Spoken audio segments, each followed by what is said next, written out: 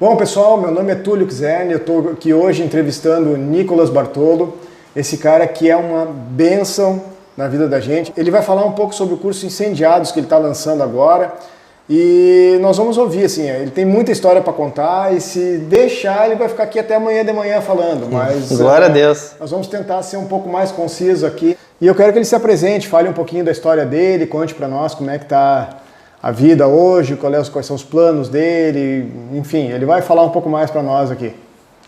Pessoal, eu sou o Nicolas Bartolo, sou pregador do Evangelho, eu ministrado aí pelo Brasil, em vários estados, conferências, e tem sido bênção esse tempo aí de ministério com o Senhor.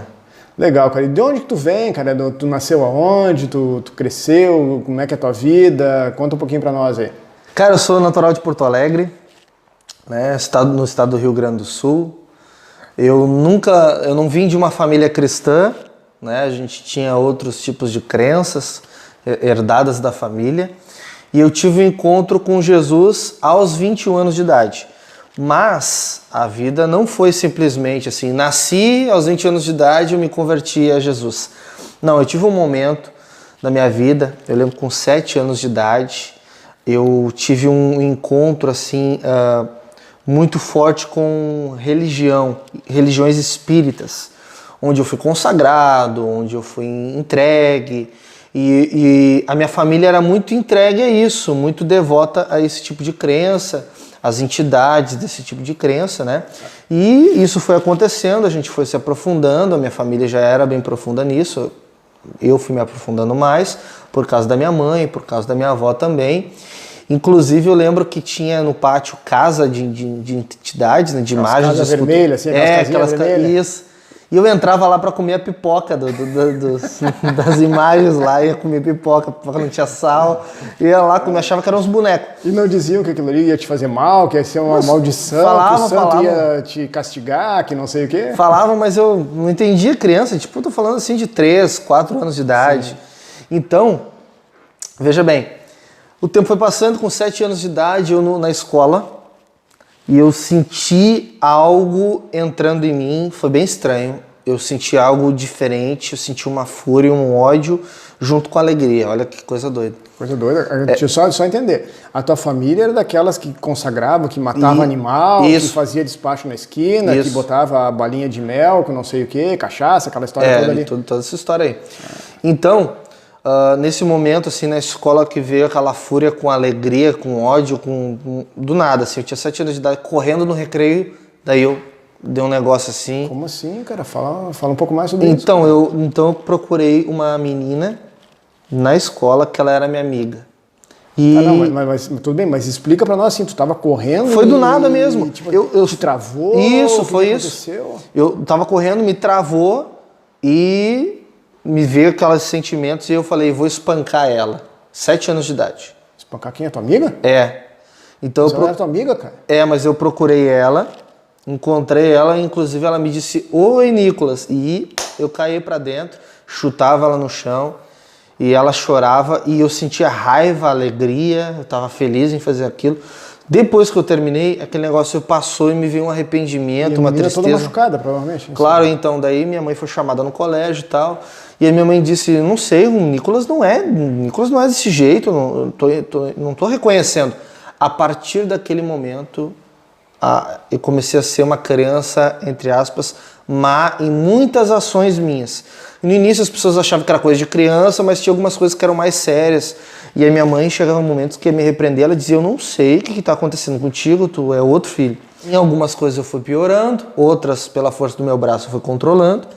Eu comecei a frequentar psicólogos, com o tempo psiquiatras, tomava até medicamento, né? E achavam que eu tinha déficit de atenção e hiperatividade. Anos depois a minha mãe foi dizer que eu tinha autismo grau leve, porque não prestava atenção na aula, só queria... Tinha vários sintomas lá. Ninguém nunca falou que era coisa que tinha comido a pipoca do santo? Não, ninguém falou isso. Ninguém falou isso. E várias outras coisas aconteceram além de comer pipoca. Então, foi passando o tempo, Eu sofria muito bullying na escola e eu comecei a praticar artes marciais com 12 anos de idade, fui me especializando. Pelo fato de tu ser meio agressivo, assim, quando os caras faziam bullying contigo, tu não chantava porrada, não? Não, é porque eu era menor geralmente, né? Eu sempre era o menor, o mais franzino, o mais novo. Eu não conseguia, então eu olhava aqueles filmes e eu pensava, se eu tiver técnicas eu vou conseguir, né? Porque sempre tem aquele negócio do filme do valentão, bate no pequenininho, o pequenininho aprende a lutar e bate no valentão porque tem técnica, que tem treino. E eu pensei isso e eu me aprofundei. Só que eu me tornei uma pessoa bem agressiva, várias situações já aconteceram. Agressivo e com técnica agora. Agressivo e agora com técnica, que é o pior. Começou a sofrer bullying na escola. Como é que era o bullying que tu sofria? Diz pra nós aí. Cara, bem filme americano, assim, jogar na lata do lixo e botar dentro daqueles latão de lixo e empurrar de uma escadaria, cuecão, puxar a cueca, tapa, chute, rasteira. Derrubar livro. É, isso, jogar minhas coisas no chão. Bem filme americano mesmo. Bem filme americano mesmo. Porque o pessoal dava televisão. O pessoal olhava muito televisão, muito filme e fazia e tu lá. era a bola da vez que tomava o pênalti lá. E aí tu começou a fazer arte marcial para poder se defender, para poder ser o pequenininho que batia no grandão depois. E como é que foi? Como é que tu conseguiu? O que tu foi treinar? Como é que foi? Cara, eu não tinha dinheiro para pagar a academia, eu comecei a vender pastel. Minha mãe fazia e eu vendia. E daí eu comprei videogame. É o meu primeiro trabalho, tinha 12 anos de idade. Aí eu comecei a pagar academia. Aí eu fiz algumas aulas de Hapkido, depois eu comecei a treinar capoeira regional e também treinava natação. É o que eu treinava na época, né? Bastante coisa. Aí eu praticava na rua, porque eu arrumava briga na rua, porque na academia eles não davam uma ênfase na defesa. Era mais, vamos praticar um esporte, vamos fazer uma atividade, ou não, eu queria pancadaria. E daí eu praticava na rua, no real. Arranjava briga para aperfeiçoar a tua técnica. Para aperfeiçoar, assim. É isso, para aperfeiçoar a minha técnica. Era Na realidade, qualquer professor de arte marcial que seja bom, ele orienta e instrui os alunos a não brigar na rua. Não geralmente brigar. Isso. Eu sei porque eu treinei taekwondo 3 anos e eu tive 2 professores. Os 2 falavam a mesma coisa. Quem eu pegar brigando na rua, eu expulso da academia e acabou. Porque o taekwondo, que eu lutava taekwondo, não é para brigar. O taekwondo é para autodefesa, para disciplina, para tonificar o corpo, para deixar o corpo mais forte e resistente. Nunca é para brigar. E aí tu começava a brigar na rua para poder... Mesmo com as orientações dos professores, que sempre é essa. Mas daí eu não tava nem aí, também eles não ficavam sabendo e o tempo foi passando. E... Tu não chegava meio arrebentado na academia lá e não perguntavam por que tu dizia o que caiu da escada? Não, às vezes não, era difícil acontecer isso. Era difícil.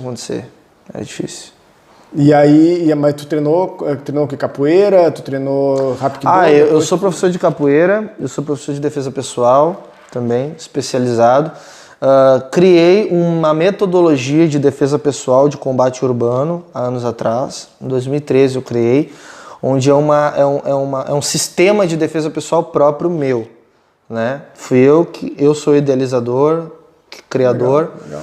Aí geralmente os treinos são na rua também. Hoje eu pratico para minha atividade física, né? Mas na época os treinos todos são voltados para o real. Tanto é que dentro de academia é raro de ter treinos na época, né? Sim. E também já pratiquei taekwondo, pouca coisa, já treinei boxe, já treinei muay thai, já participei de campeonato, já treinei mais de 1 ano de jiu-jitsu, já treinei wrestling também, já bastante coisa. E eu vi um vídeo, cara, que tu tava fazendo uma demonstração no morro lá, era Kung Fu aquilo, era Karatê, o que era? Tem um pouco de ninjitsu, tem um pouco de Kung Fu, tem um pouco de cada coisa ali. Um pouco de Karatê, Kyokushin. E o que tu pensa sobre arte marcial, o crente e arte marcial? Cara, teria que ter muito tempo para dar uma resposta boa. Bom, é esporte, é atividade física, entendeu? O problema é a gente pegar aquela parte esotérica que às vezes tem nas artes marciais e praticar. Não praticando isso, ao meu ver, tá tudo certo, não sendo para violência, não sendo um empecilho para a vida com Deus, tá tudo certo. Tá, mas todas as artes marciais têm uma parte mística, esotérica, ou uma ou outra que tem? Uma ou outra que tem, não é todas não. Tu poderia falar, assim, tu que conhece um pouco mais, assim, quais são as que têm alguma coisa? Porque eu sei assim, eu sei que, né, como eu lutei um tempo, a gente acaba conhecendo um pouco e tal. Toda arte oriental tem, puxado pro budismo. Mas toda a arte japonesa ou toda a arte oriental em geral? Oriental em geral. Toda a arte oriental em geral puxa...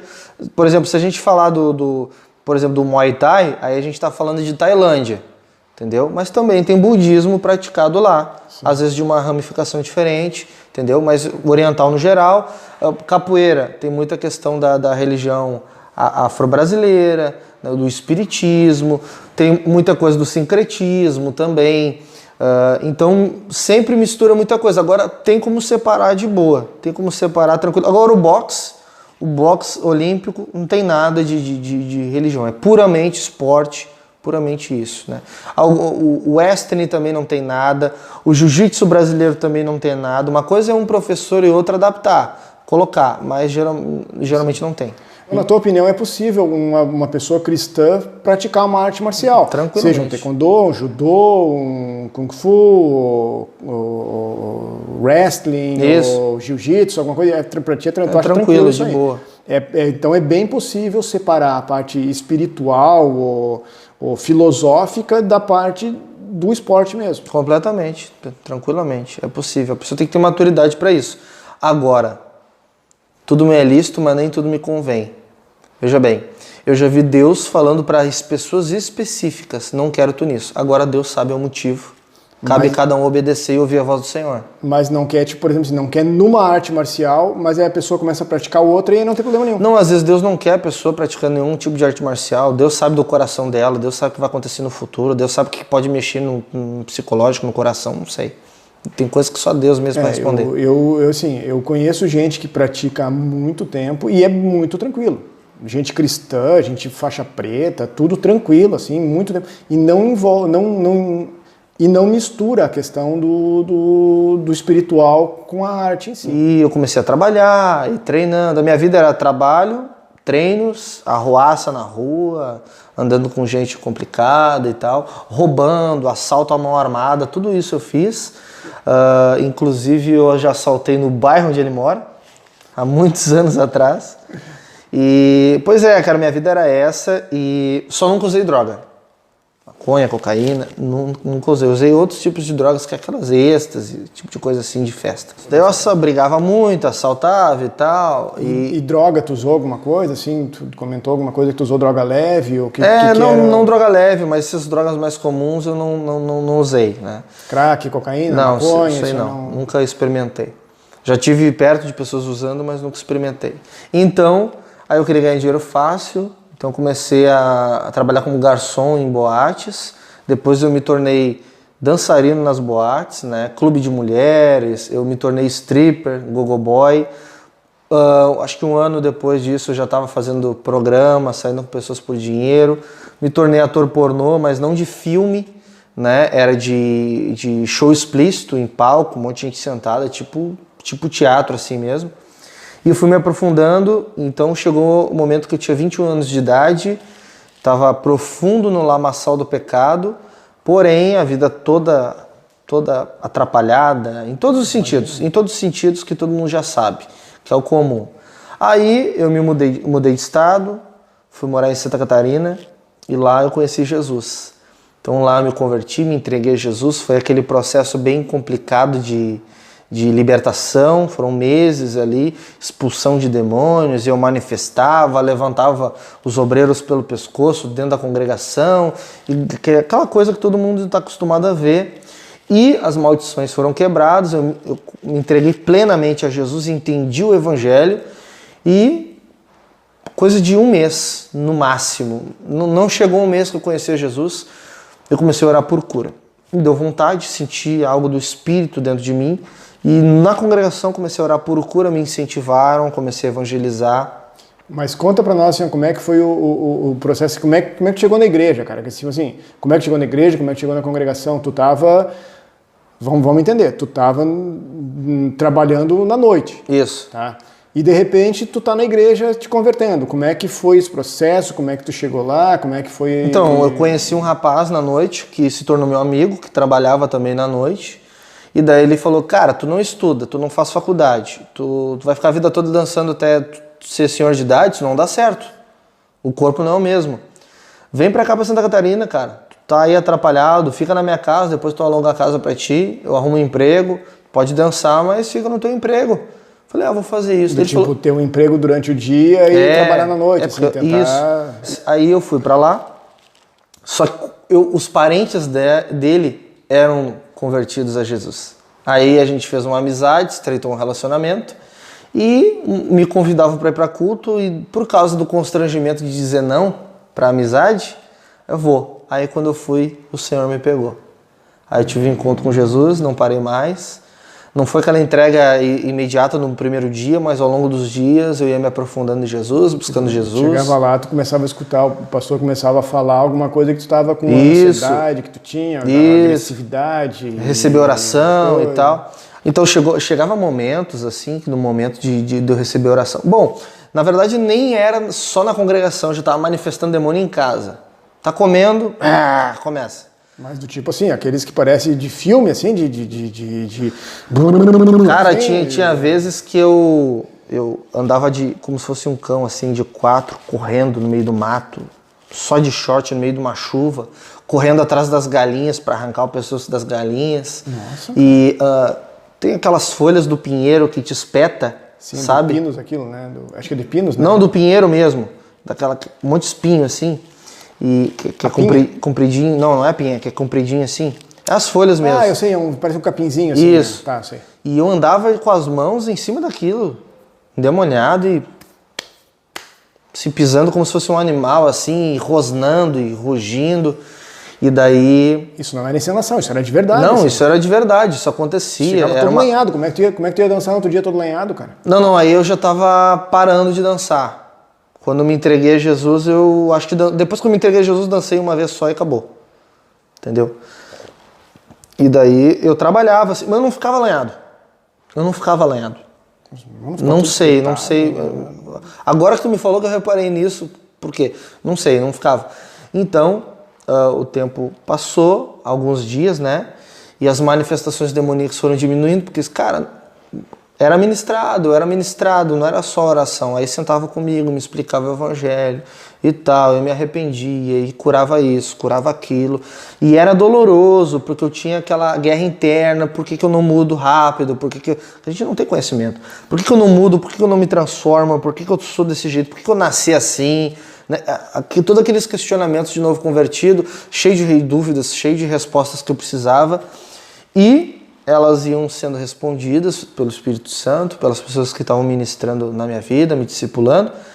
E chegou um momento que eu comecei a orar por cura no culto, assim, do nada mesmo. Tá, mas quando é que tu entregou a tua vida para Jesus? Não, eu já tinha entregado, agora eu estava passando por aquele processo, né? Tá, de conhecer, aprender. Tu passou uma semana, 2 lá com o teu amigo. Nos primeiros dias. Foi bate pronto.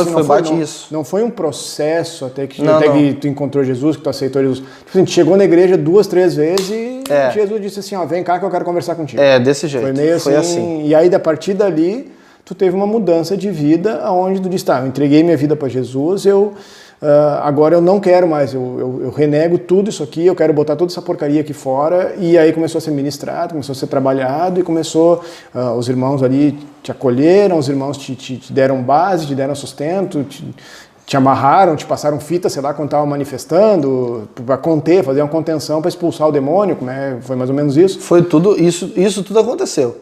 Às vezes de 5, 6 pessoas me segurarem, né? O cara pensa que é brincadeira, né? Parece show da televisão, mas quando acontece na vida real a coisa é bem diferente. E é triste, né? Porque eu pensava, vão me julgar, vão pensar o que de mim. Mas o pessoal estava acostumado com esse tipo de coisa, o pessoal da congregação. O pessoal se libertando, né? Mas a gente tem aquela pose no mundo, né? Pô, eu me jogar no chão... O que vão pensar de mim? Ficar fazendo aquele esparro, aquele fiasco ali, né? E gritando, e depois tu fica bem, daí tu olha para as pessoas, o que vão pensar de mim e tal. Bom, no fundo os caras estão pensando assim, aleluia, glória, é isso aí mesmo. E daí, cara, aí chegou um dia num culto em especial, uma menina manifestou com um demônio, expulsaram o demônio dela, acabou o culto e ela ficou sentada e o Espírito Santo falou pra mim ir lá e orar por ela, conversar com ela. E eu sentei do lado dela, comecei a conversar e ela manifestou o demônio de novo. E eu não sabia nem como é que orava, eu impus as mãos nela e comecei a orar. e ela tinha um problema no estômago, com um princípio de câncer. E ela também não podia ter filhos, ela era estéril, não podia ter filhos. Só que a questão da esterilidade eu não sabia, eu sabia do problema do estômago. Orei, uma semana depois, num culto que eu não estava, ela foi e levou o exame curada. Ela foi curada desse problema no estômago, desse princípio de câncer. Tempos depois ela veio ter filho, foi aí que eu descobri que ela também tinha esse problema com ter filhos, né? Então foi um impacto pro bairro onde ela morava, os irmãos, tanto é que os outros, tempos depois eu já não tinha mais contato com quase ninguém. Aí uma pessoa me achou na internet daquela época, uma irmã, e conversou comigo e explicou toda a situação, que eu fui ter conhecimento, né, tempo depois. Aí, mais na época, né, voltando aos dias que eu orei por ela, aí eu na academia, onde eu trabalhava, no ônibus que eu pegava para trabalhar, nos lugares, no centro, no shopping, eu pregava o evangelho, abordava as pessoas, orava por cura, expulsava demônios no meio da rua, e eu dizia, é isso que eu quero fazer. Eu vou ter o meu trabalho, mas eu quero ganhar almas para Jesus. Tipo assim, tu estava caminhando na rua, olhava aquela pessoa ali, o Espírito Santo te mostrava alguma coisa, lá, com licença, posso orar por ti? Assim, meio pai bola, assim, chegava meio... Isso. Ou o Espírito Santo mostrava uma pessoa de paz, ou eu abordava qualquer pessoa. Muitos diziam não também. Ou muitos diziam, eu até gostaria, mas estou com pressa, de todo tipo, né? Sim. Então, passou-se o tempo, aí foi aí que eu achei que estava tudo muito bom.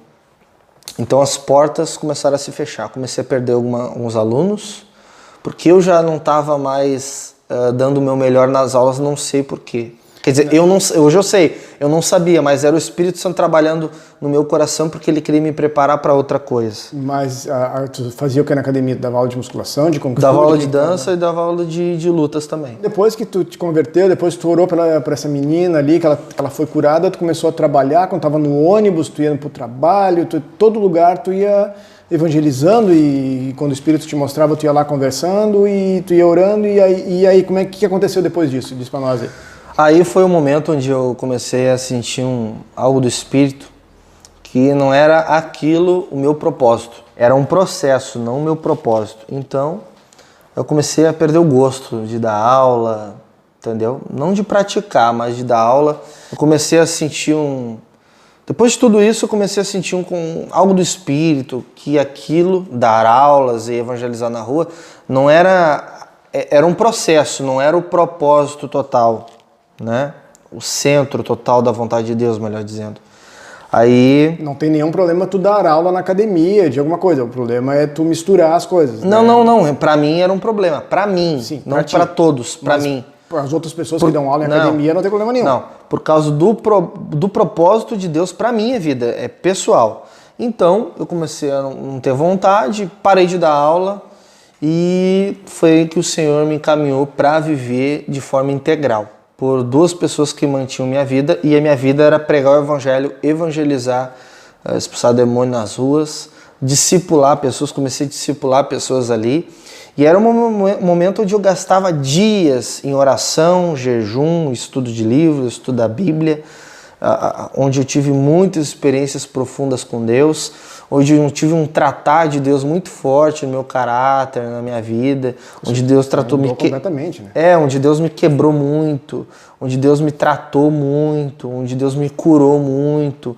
Então eu passei um processo assim também de escassez em todos os sentidos, de escassez financeira, vários problemas. Assim, eu cheguei no fundo quase da depressão, de tanta dúvida, mas não porque o Senhor fez, mas porque Ele permitiu, porque eu estava sendo curado e sendo tratado, moldado para estar do jeito dele, porque muita coisa ainda, mesmo eu orando por pessoas, mesmo eu evangelizando, ainda tinha muita coisa interna para mudar. Ainda era muito orgulhoso, ainda era muito soberbo, ainda tinha vários problemas, às vezes até com probleminhas assim, que Deus quer curar, que Deus quer tratar, que para muitas pessoas são coisas pequenas, mas para Deus devem ser mudadas. E o tempo foi passando. Então eu vim para Porto Alegre de novo. A Franciele, minha esposa, ficou lá. Então depois eu fui para lá de novo, a gente casou e a gente voltou para Porto Alegre para morar. E daí eu continuei tocando minha vida aqui. Aí daí Deus já mudou o processo, não era mais integral. Agora eu trabalhava numa coisa e outra. Depois eu comecei a trabalhar com vendas, o tempo foi passando, sempre orando por cura, evangelizando, os dons se manifestando de forma mais agressiva, mais tangível, de uma forma maior. A experiência com Deus foi aumentando, as experiências no geral foram aumentando, o conhecimento bíblico foi aumentando. O tempo foi passando e Deus foi me mudando e me forjando do jeito dele.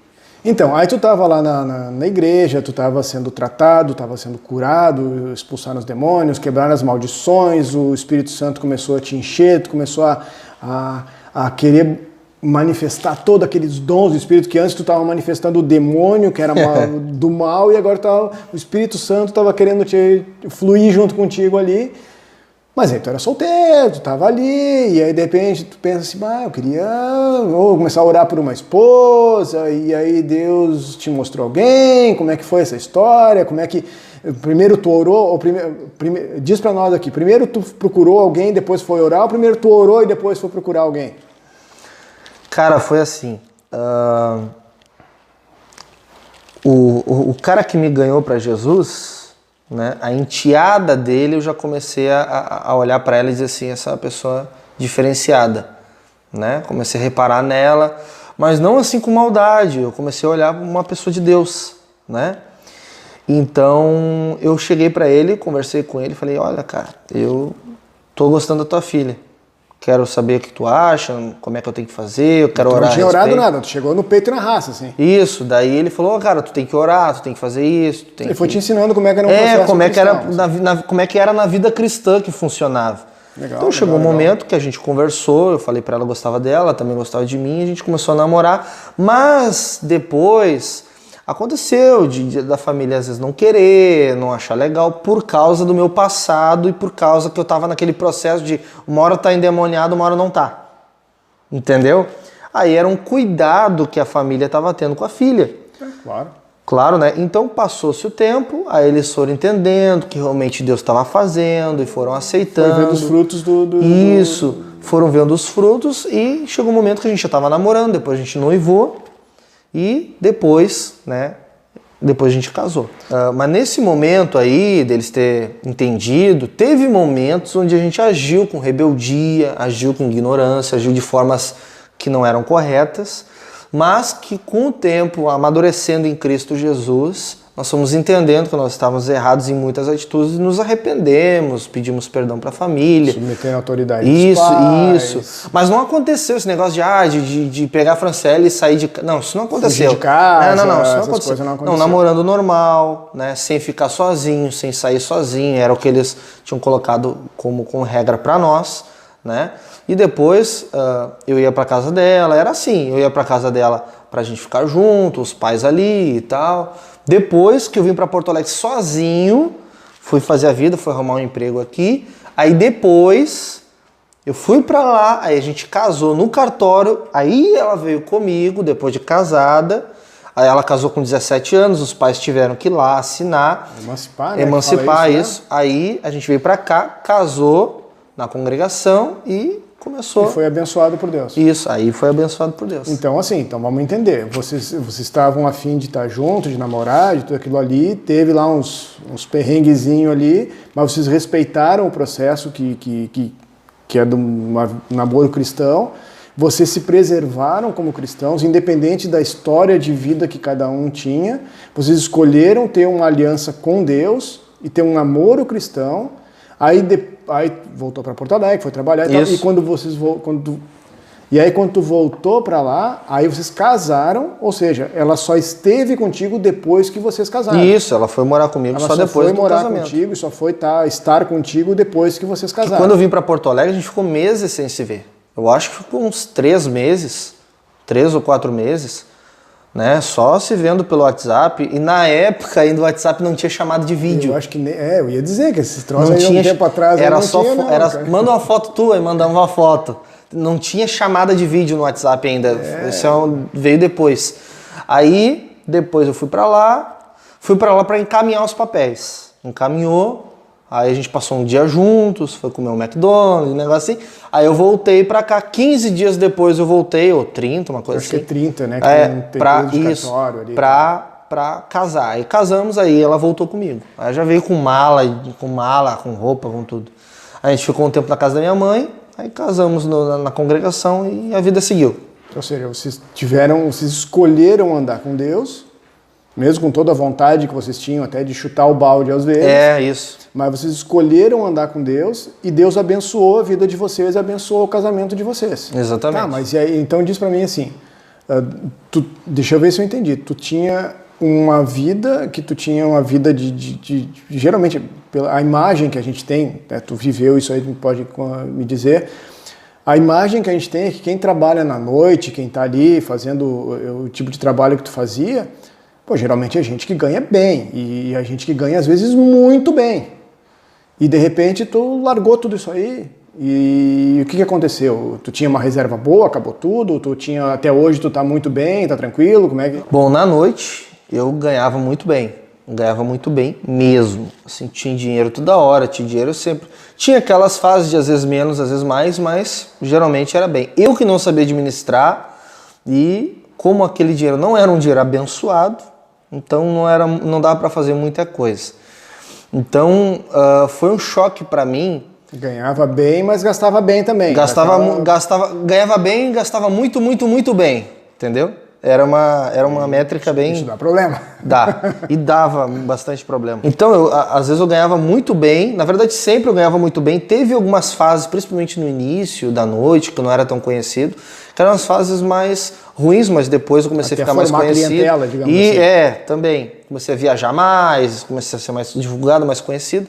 Ganhava muito bem, mas eu não administrava muito bem. Ganhava muito bem, gastava muito, muito, muito, muito bem, e tinha vezes que eu não tinha dinheiro para pagar uma conta de R$200, isso na época, 10 anos atrás. Tinha dinheiro para pagar a conta da luz, assim, conta da água, essas coisas assim. Se fosse a luz, a água e mais uma conta, daí dava uns R$200 e não dava. Uma conta dava. Mas assim, passava por uns apertos por falta de administração e porque aquele dinheiro não era abençoado, não tinha como aquele dinheiro, né, render e tal. Então, tipo assim, mesmo ganhando bem, o padrão de vida era muito baixo, porque eu estava escravo de Satanás e preso no dinheiro, escravo do dinheiro também. Então, mesmo que eu ganhasse muito bem, tinha pessoas que ganhavam menos que eu e tinha um padrão de vida bem mais alto. Ou seja, tu estava ganhando bem, mas tu gastava bem, era escravo do pecado, acabava se obrigando a trabalhar mais para ganhar mais, porque tinha que gastar mais para manter as aparências, para não sei o que. Ou seja, tu estava escravo do pecado mesmo. Exatamente, né? Bem escravo. E aí, de repente, por causa do teu amigo lá, da família dele, tu começou a ir na igreja, e aí deu clique, e aí tu mudou de vida. Então, aí depois que tu te converteu, tu passou por esse processo de restauração, Deus foi te mostrando para tu trabalhar em tempo integral pro evangelho. Como é que foi esse processo aí, até que tu chegou e disse, não, eu vou trabalhar exclusivamente para Deus. Porque muita gente pensa o seguinte, eu tenho a minha profissão. Minha profissão é meu trabalho, eu uso para depois abençoar, para dar o dízimo, para ofertar, para não sei o que, mas tem gente que vive de tempo integral para a igreja, seja como pastor, como missionário, enfim, como é que foi isso aí para ti? Nesse intervalo de tempo de trabalho integral, é até bom foi tu falar essa questão, eu tenho minha profissão. A minha profissão era a profissão, que eu já até me questionei isso naquela época, por que eu fui arrumar uma profissão que não agrada a Deus? Porque daí depois, eu já tô com 20 e tantos anos de idade, com família para sustentar, o que eu vou fazer agora? O que eu fazia era pecado. Tá entendendo? O que eu fazia era pecado. O que eu vou fazer agora? Aí, cara, eu fui auxiliar eu fui servente de pedreiro, fui auxiliar de mecânico, eu trabalhei em vários tipos de indústria, eu já vendi água mineral na sinaleira. Olha só, teve um dia que eu só fiz R$6 que ninguém comprou.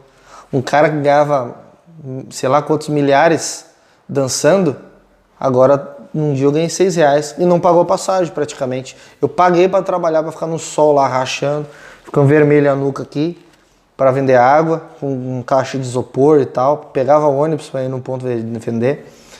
E trabalhei com mais. Daí eu comecei a empreender, entrei em várias empresas de marketing multinível, umas 4, 5 empresas já diferentes uma da outra. Aí comecei a empreender daqui, empreender dali. Eu lembro que comecei a trabalhar com cunicultura, criação de coelhos, coelhos para pet, coelhos para abate, né? Então comecei a trabalhar com isso. A minha esposa Franciele trabalhava com outras coisas. Então deixa eu entender. Tu era um cara que estava trabalhando na noite, ganhando um monte de dinheiro, aí tu te converteu, deu aquele ponto de mudança na tua vida quando tu aceitou Jesus. Um pouquinho de tempo depois, tu estava vendendo água na sinaleira e naquele dia tu não vendeu nada. Ou seja, tu abriu mão de todo um negócio opulento, de todo aquele glamour, vamos dizer assim, com um monte de dinheiro que estava envolvido nisso, para andar com Jesus, que é um cara simples, e daqui a pouco tu estava vendendo água, mas tu estava andando com Jesus. Isso. Então diz para mim assim, tu tinha uma vida glamurosa, aceitou Jesus, tu estava vendendo água, e diz para mim, onde é que tu estava mais feliz, onde é que tu estava mais tranquilo? Dançando lá ou vendendo água? Mesmo sem ter vendido água naquele dia? Completamente, eu estava feliz com Jesus. Por que teve de diferença na tua vida, assim? Paz. Paz. Paz. Não há mais condenação para aqueles que estão em Cristo Jesus. Então, meus olhos foram abertos quando eu entendi o Evangelho e eu estava caminhando. Se eu não me entregasse a Jesus, eu estava caminhando para a condenação. E agora, com Jesus, independente do que eu estivesse fazendo, a vida que eu estivesse levando aqui, Jesus já tinha garantido a minha vida eterna. Então eu estava em paz. Nesse sentido eu estava em paz. Estava sofrendo, era um processo de Deus na minha vida para Ele me tratar, para me moer, mas é um processo que passou e Ele fez um milagre na minha vida que Ele queria fazer. Aí tu foi trabalhar com cunicultura, né? Isso. Tu estava falando aqui, tu falou de trabalhador de mecânico, de indústria, de tudo isso aí, tu foi trabalhar com cunicultura. E aí, hoje tu é produtor de coelho? Como é que é? Não. Isso foi, eu encerrei isso em 2018, né? Então eu vendia coelhos para pet e tal, ensinava sobre cunicultura também, porque eu fui estudar muito sobre isso e me especializei. Legal. E chegou um momento, aquele santo momento, porque antes de Deus falar é agora, eu já estava com aquela crise interna parecida com aquela crise interna da época da academia que Deus mandou sair. Então eu comecei assim, cara, eu quero viver só para Jesus. Eu sabia que Deus tinha aquilo para mim. Mas viver só para Jesus a gente também vive. Tu queria o quê? Tu queria trabalhar viver integralmente para Jesus. O que é o viver integralmente para Jesus? É trabalhar trabalhar para Jesus 100%. Tu não vai ter uma outra profissão. Não. Tu trabalhar como obreiro de Deus. Isso. Tá. Então, o que aconteceu? Eu comecei a ter aquela crise e depressão. A Franciele já estava com depressão. Assim, um período de algumas semanas, assim. Não sei se chegou a fechar 2 meses.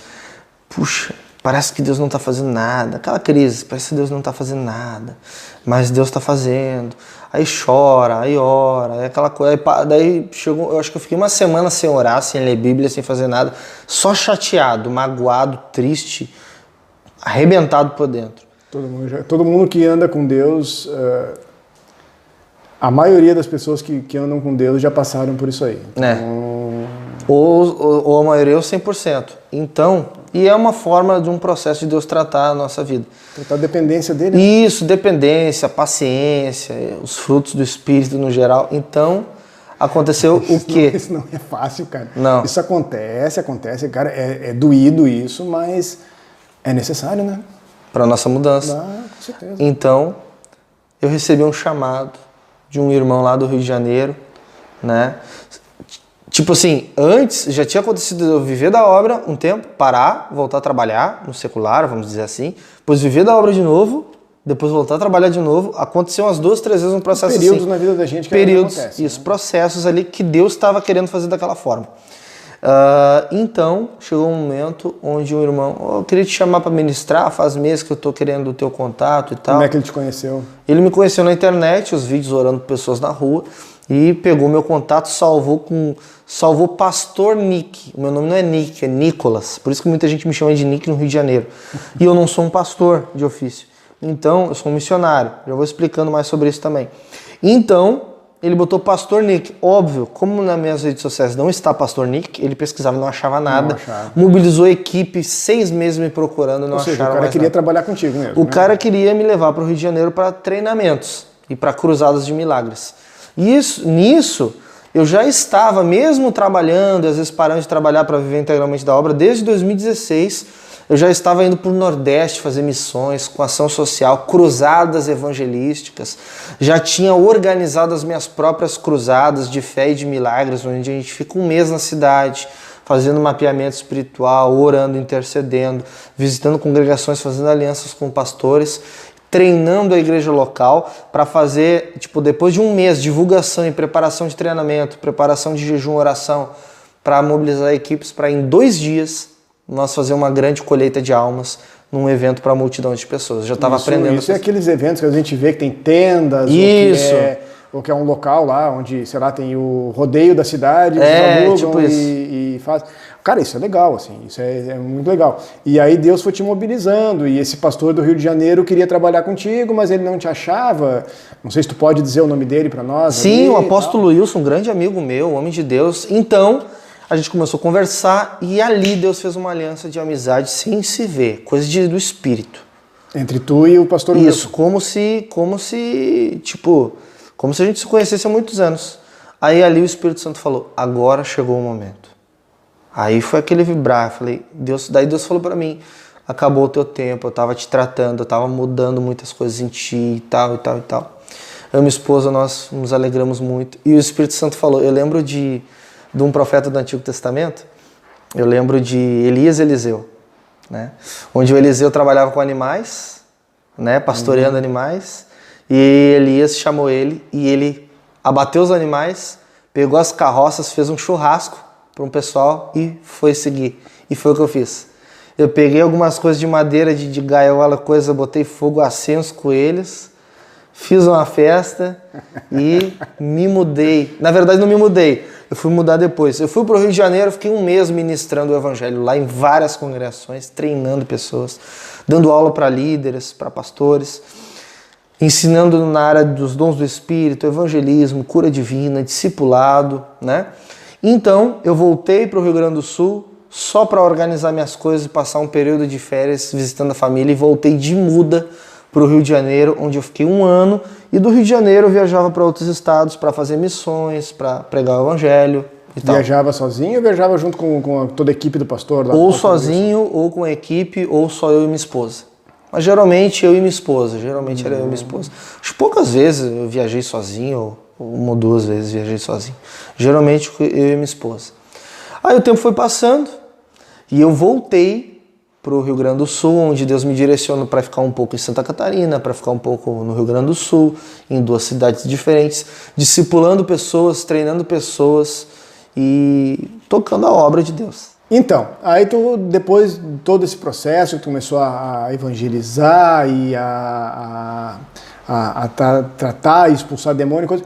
Mas como é que foi o início disso? Como é que Deus te chamou? Como é que tu soube que Deus te chamou para fazer isso? Como é que Deus te chamou para ensinar? Como é que Deus te chamou para chamar outras pessoas para fazer o que tu está fazendo? Conta para nós como é que foi isso aí. Eu entendi, as pessoas me ensinaram, né? Porque as pessoas na época também não tinham esse conhecimento. Tu tem o dom de cura, tudo bem. Só que existe uma diferença que eu falo nos módulos do nosso treinamento, explico isso, mostro onde é que está escrito isso na palavra também. O seguinte, a pessoa pode ter o dom de cura? Pode, mas não quer dizer que o orar por cura está restrito à pessoa que tem o dom. Isso a gente fala nos módulos, a gente deixa bem explicado isso. Sim, porque senão o evangelismo seria feito só por evangelista, cura seria só por quem tem cura, ensino seria só para quem tem ensino. Ou seja, mas na verdade nós como cristãos somos chamados para todas as coisas, todas essas áreas, mas tem em medidas diferentes e focos alguns diferentes. São chamados para algumas coisas de forma específica e mais abundante naquele tipo de operação. Então, agora tu falou do ensinar. Eu não sabia que eu ia ensinar. Eu demorei quase 1 ano para descobrir, para entender que Deus queria que eu ministrasse nas congregações. Tipo assim, ir lá, levar uma palavra e orar por cura. Eu achava que a minha vida era ser trabalhar na academia ou o que fosse e evangelizar na rua, na parada do ônibus, no shopping, beleza. Mas... Então, assim, seria um estilo de vida de trabalhar e fazer o evangelismo. Estilo de vida, o evangelismo como estilo de vida. Tá? Era isso, meu trabalho, tenho lá minhas férias e pá... E vou evangelizar a todo momento, num dia que eu vou almoçar num restaurante e tal. Depois eu fui entender que Deus queria que eu ministrasse para o corpo de Cristo. Aí eu ia lá, fazia cruzadas nas congregações, sempre em pequenas congregações no início, né? Eu lembro uma vez que no alto do morro eu fui ministrar. Congregação tradicional, todo de terno, gravata. Cara, o morro é fantástico, cara. Minha O morro esposa... é legal de subir o morro pra orar, cara. Isso Não, é legal. mas imagina uma congregação no topo, no monte mesmo. Aí tu imagina, eu de terno, sapato, minha esposa toda de vestido, de sapato ali também, e uma Bíblia grossona embaixo do braço, né? Que tem alguns lugares que nós íamos que se a gente levasse uma Bíblia no celular era quase um pecado. Daí a gente ia com o biblião lá, né? Pensa na subida. Pensa, com o lodo caindo assim, um cantinho para te passar e o esgoto passando assim, céu aberto, nos bequinhos, subindo. A congregação bem menor desse lugar que a gente tá, de tijolo assim, o púlpito assim, as cadeirinhas. E não tinha 15 pessoas lá, porque também não cabia muito. Eu lembro que o pastor ele chegou para mim, isso há vários anos. O pastor chegou para mim, cara, tá vendo esse lugarzinho pequenininho, humilde que tá aqui? Um dia tu vai estar dentro do avião e tu vai estar lembrando desse lugar aqui. Tu vai estar dentro do avião indo para grandes congressos, treinamentos, e tu vai lembrar disso aqui. E realmente, a primeira vez que eu subi no avião para ministrar, eu lembrei, dentro do avião eu lembrei daquele momento. Então foi assim, a cada processo que eu fui passando, Deus foi me revelando uma partícula do propósito que Ele tinha para mim. Não foi de supetão, me converti, ó, eu tenho tudo isso para ti, ó. Aí abriu aquele papel, aquela lista. Não. Pouco a pouco, conforme tinha preparação e maturidade para entender. Conforme a tua maturidade cristã, Ele foi te dando uma atividade atrás da outra, isso. E foi amadurecendo e foi aumentando. Isso, porque Ele dizia assim, ó, eu tenho isso para ti. Daí eu ia amadurecendo, ia crescendo, Ele dizia, eu também tenho isso. Era mais ou menos assim, entendeu? E mais isso. E mais isso. Aí tu foi amadurecendo. Isso mesmo. Então assim, conforme a maturidade que Deus foi te dando, Ele foi te dando uma atividade um pouco maior. Tu tem noção hoje que se Deus te desse uma atividade muito grande, podia acontecer duas coisas, ou tu desanimar, ou tu te tornar um cara soberbo? Certamente eu ia me tornar um cara soberbo. Porque eu já me tornava soberbo no início com um pouquinho que eu tinha. Então, se Deus te desse uma tarefa muito grande, tu ia achar que tu era o bonzão da história. Isso, já achava com um pouquinho. Por isso que Deus não faz as coisas do nosso jeito. E lá, nessa época, a gente quer milagre. Deus faz um milagre, aí o Senhor vai me levar para as nações. Eu vi uma vez de um homem de Deus isso. A lagarta não precisa de milagre. Ela precisa do processo, ela precisa do casulo. Casulo, ela precisa dele. Entendeu? Ela é formada, né? Claro. Então a gente. E ela fica apertada. A gente quer milagre para tudo. Vou orar e vai acontecer. Às vezes aquele não é um milagre que vai acontecer, aquilo ali é um processo que tem que passar. Então foram muitos, né? Uns diferentes, uns piores, uns mais tranquilos, mas muitos processos. Aí chegou um momento que eu fui participar da Escola de Fogo, né? Que o idealizador, fundador dela, já está com o Senhor, o evangelista Reinhard Bonnke, o evangelista onde ministrava para milhões de pessoas na África, e a equipe dele, treinada por ele, treinava pessoas no Brasil todo e no mundo. E eu participei de uma conferência de fogo dessa, e quando eu olhei, pessoal, a pastora da congregação, ela olhando, né, mostrando no telão, e ela ia colocar no telão o vídeo da cruzada.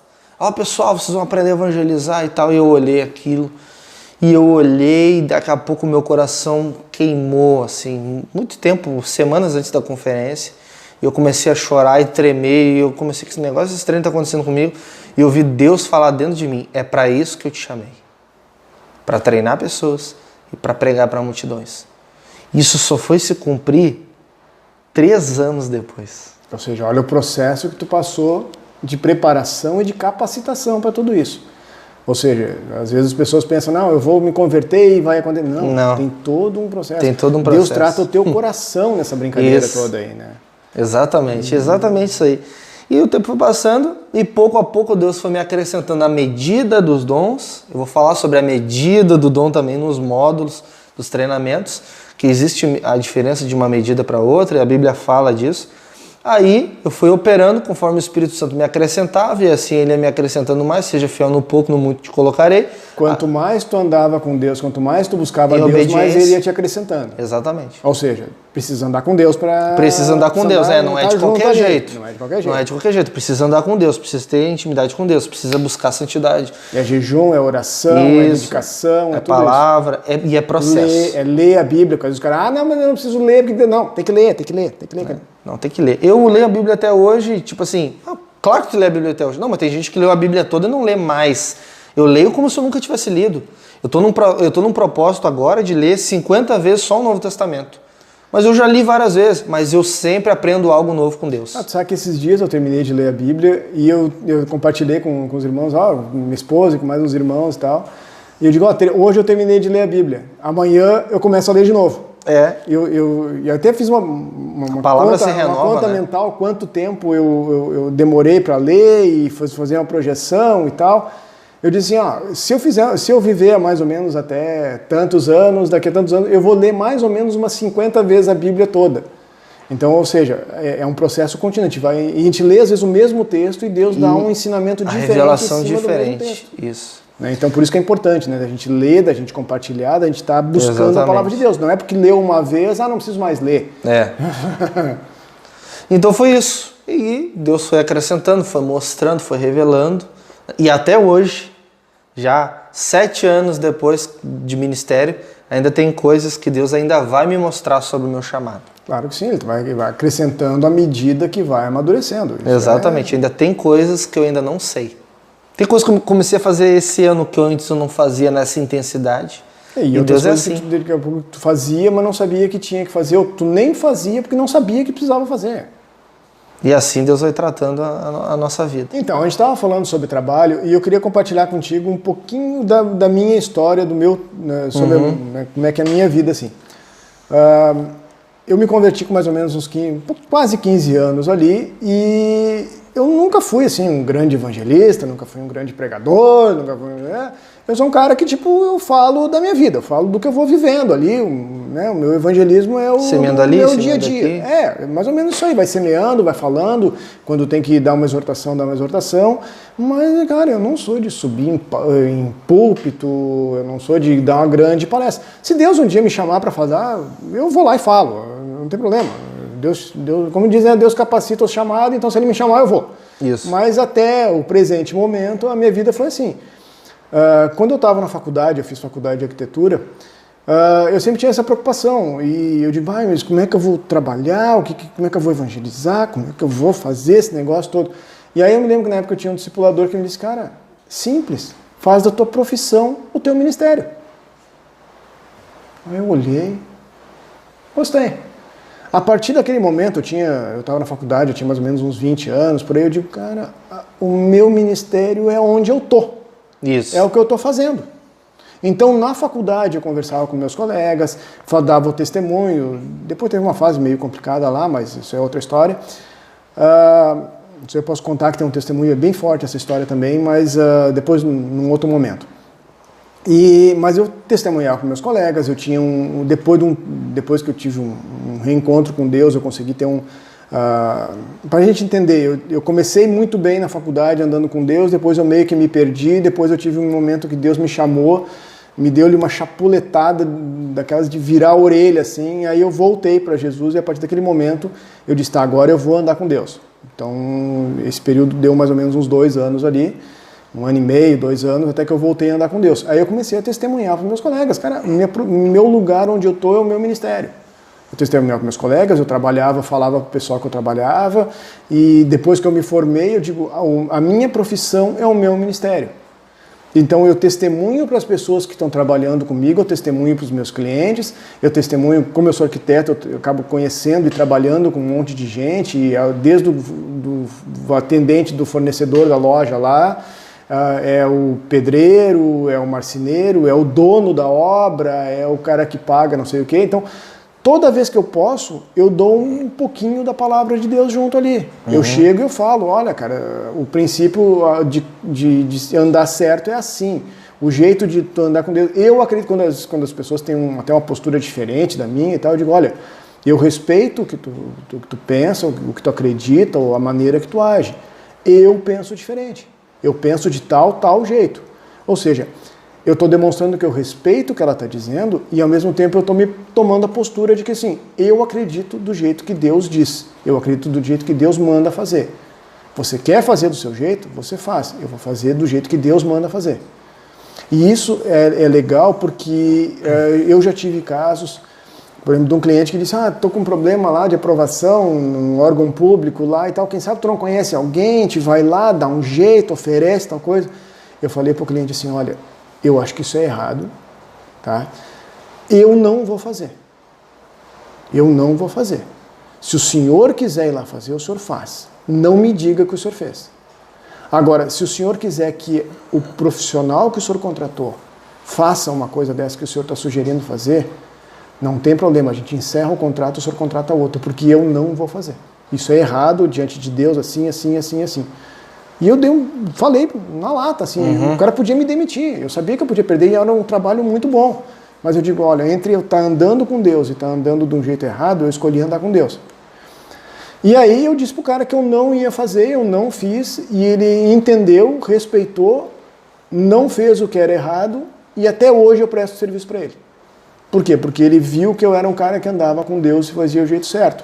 Ou seja, naquele momento que o meu trabalho estava em risco até de ser demitido, eu tomei postura com Deus e falei o que Deus diz sobre isso aí, de andar do jeito certo e tal, e já, ao mesmo tempo, já dei um testemunho para ele. Já evangelizou. Eu já evangelizei, tanto que o cara até hoje, eu sei que tu é evangélico e tal, mas ele respeita e talvez ele até me contrate por causa disso. Então, mas a minha intenção não era fazer um lobby, não era fazer um agrado para ele. A minha intenção é a seguinte, eu acredito nisso e ponto. Daqui para diante eu não vou seguir. E aí isso eu acabei conquistando o respeito. Mas eu também poderia ter sido demitido e ficado na rua. A gente sabe que isso acontece, que às vezes o cara não quer, ele vai e pronto. E por amor a Deus vale a pena. Então, e para ti como é que é essa questão de trabalho, como é que tu pensa sobre isso, sobre tempo integral, sobre o trabalho, sobre o ministério, né? Que eu falei um pouquinho sobre a minha visão de meu ministério, minha profissão ser o meu ministério. Como é que tu pensa sobre isso para a parte de quem trabalha e tem o seu ministério não de tempo integral e para quem vive de tempo integral, para quem obtém o seu sustento do tempo integral de ministério com Deus? Bom, Deus chama algumas pessoas para viver integralmente para Ele, servindo e vivendo só para Ele, trabalhando só para Ele, né? A pessoa não, às vezes não faz nenhum investimento, porque Deus não quer, ela quer ela para aquela obra, seja pastoreio, seja missão. Cada caso é um caso, vai daquilo que Deus chamou a pessoa no particular, né? Comigo começou que nem tu. Eu tinha minha profissão, tinha meu emprego, vários empregos que eu tive, como eu comentei. Sim. E eu ia manifestando o reino, porque todos somos chamados para ter a nossa vida como ministério. Nosso ministério começou na conversão. Nosso ministério, nosso chamado começa na conversão. Só que pouco a pouco Deus vai acrescentando e revelando tudo que Ele quer. Agora, tem algumas pessoas, que foi o meu caso, que são chamadas para viver 100% trabalhando somente para Jesus. Sem nada, assim, entre aspas, secular, né? Eu não sou dono de uma empresa, eu não sou funcionário de ninguém. Eu prego o evangelho, discipulo pessoas 24 horas. A minha vida é 100% isso, porque Deus me chamou assim. E diz para nós ali, como é que tu tem o teu sustento, como é que tu paga a tua conta da luz, como é que tu paga a tua comida, como é que tu paga essas coisas? Eu pago assim, Senhor, em nome de Jesus, estou precisando de tanto. E daí o dinheiro, o recurso vem. E como é que vem assim, diz para nós? Alguns irmãos semeiam, ou as pessoas compram os livros que nós escrevemos, as pessoas se tornam alunos dos cursos, compram os cursos que nós ministramos, né? Eu recebo ofertas quando eu vou ministrar em congregações, né? Desse jeito. Então, as ofertas, o valor que o pessoal semeia é de livre e espontânea vontade, assim, não tem nenhuma regra, tu não tem cobrança, não tem valor estipulado para ir na igreja. Não cobra. Então, o que vem daí. Então, assim, mas tu falou que tu tem um curso, do que é esse teu curso? Bom, nós temos o curso Incendiados, onde nós ensinamos o estilo de vida cristã normal, onde as pessoas, independente da profissão delas, elas vão aprender a manifestar o reino de Deus com poder, pregando o evangelho com ousadia, vão perder o medo, vão perder todo aquele receio, aquela vergonha, vão ser usados para curar os enfermos, para serem usados nos dons, descobrir qual é o meu dom, vão descobrir os dons, vão descobrir os talentos, porque a palavra já revela isso, só precisam ser ministradas, ajudadas, né? As pessoas vão aprender sobre batismo, sobre discipulado, sobre expulsão de demônios, e Deus vai usá-las poderosamente, cada uma na sua medida, no lugar que Deus colocou. Cara, esse negócio de perder a vergonha, perder a timidez, isso aí, eu diria assim, ó, falando um pouco até um pouco da minha história, cara. Tem vezes que o cara fica todo sem jeito de falar, para abordar, para falar, para manifestar. E daqui a pouco é uma coisa que é para ser tão espontânea, assim. E ninguém é melhor, ninguém é pior. É uma coisa aí que entra a prática. Aí vem a prática. Às vezes, assim, até é uma questão de... Né, que eu sei que tu vai ensinar no curso ali depois, a questão da técnica do cara perder o medo, perder a vergonha, perder a timidez e de estar falando ali. E tu falou também que tu tem livros então tu é escritor também? Sim, eu sou escritor, tenho alguns livros já publicados, já circulando por aí. O pessoal, às vezes, quando quer digitar, o pessoal manda no Instagram e pede. Eu vi que tem o Incendiados lá, isso, né? tem Incendiados. Esse livro é legal. Esse em 360 páginas. Né? 360 páginas. 360 páginas. É qualquer um que escreve 360 páginas editadas. Agora, eu tenho certeza que isso aí deve ter umas 500 420. Aí, né? Foram 420, aí eles diminuíram a fonte da letra e deu 360 páginas. Não diminuíram muito para não ficar muito pequenininho. Sim, para todo mundo conseguir ler, né? Para todo mundo conseguir ler. Aí tem um livro Além das Quatro Paredes, Lá Fora Onde os Pecadores Estão. Tem o livro Cura Divina segundo as Escrituras e tem outros que estão engavetados aí que a gente vai estar publicando. Tudo a seu tempo. Tudo a seu tempo, é isso aí. E até dizer assim, ó, aonde entra a mistura dos dois ministérios? Que eu acho que isso é legal.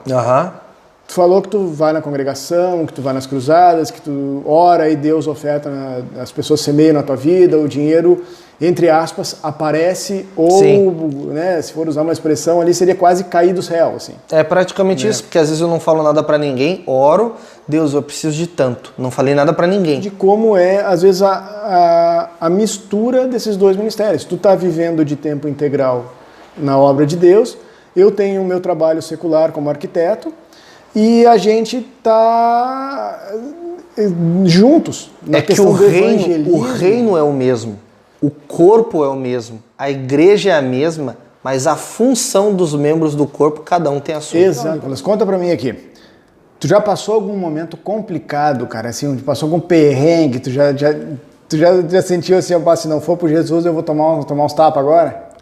Cara, já aconteceu situações leves de perseguição, levezinhas, né? Bem levezinhas, e aconteceu uma assim onde eu podia ter morrido, tá? Tem uma situação, eu vou contar duas por causa, senão a gente emenda muito nisso, né? Fica muito tempo gastando nisso.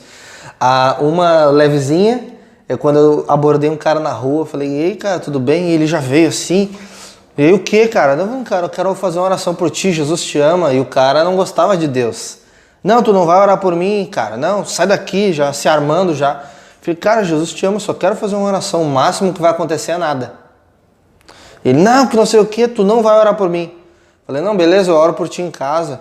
Daí ele falou, não, tu não vai orar por mim. Eu falei, eu vou, tu não tem como me impedir da minha casa. Aí ele ficou um pouco bravo, eu falei, cara, Jesus te ama, e eu fui embora. Bem levezinha, das mais levezinhas que tem. Agora, se eu contar duas pesadas, o pessoal acha que é só pesada, tem de tudo que é tipo. Aí a outra foi que eu tava ministrando numa comunidade bem carente, bem complicada, isso numa cidade do estado do Rio de Janeiro, e eu ministrando uma congregação bem grande, um templo assim, bem grande, bastante gente, uma conferência. Aí, de repente, tenho o púlpito aqui, eu tô ministrando.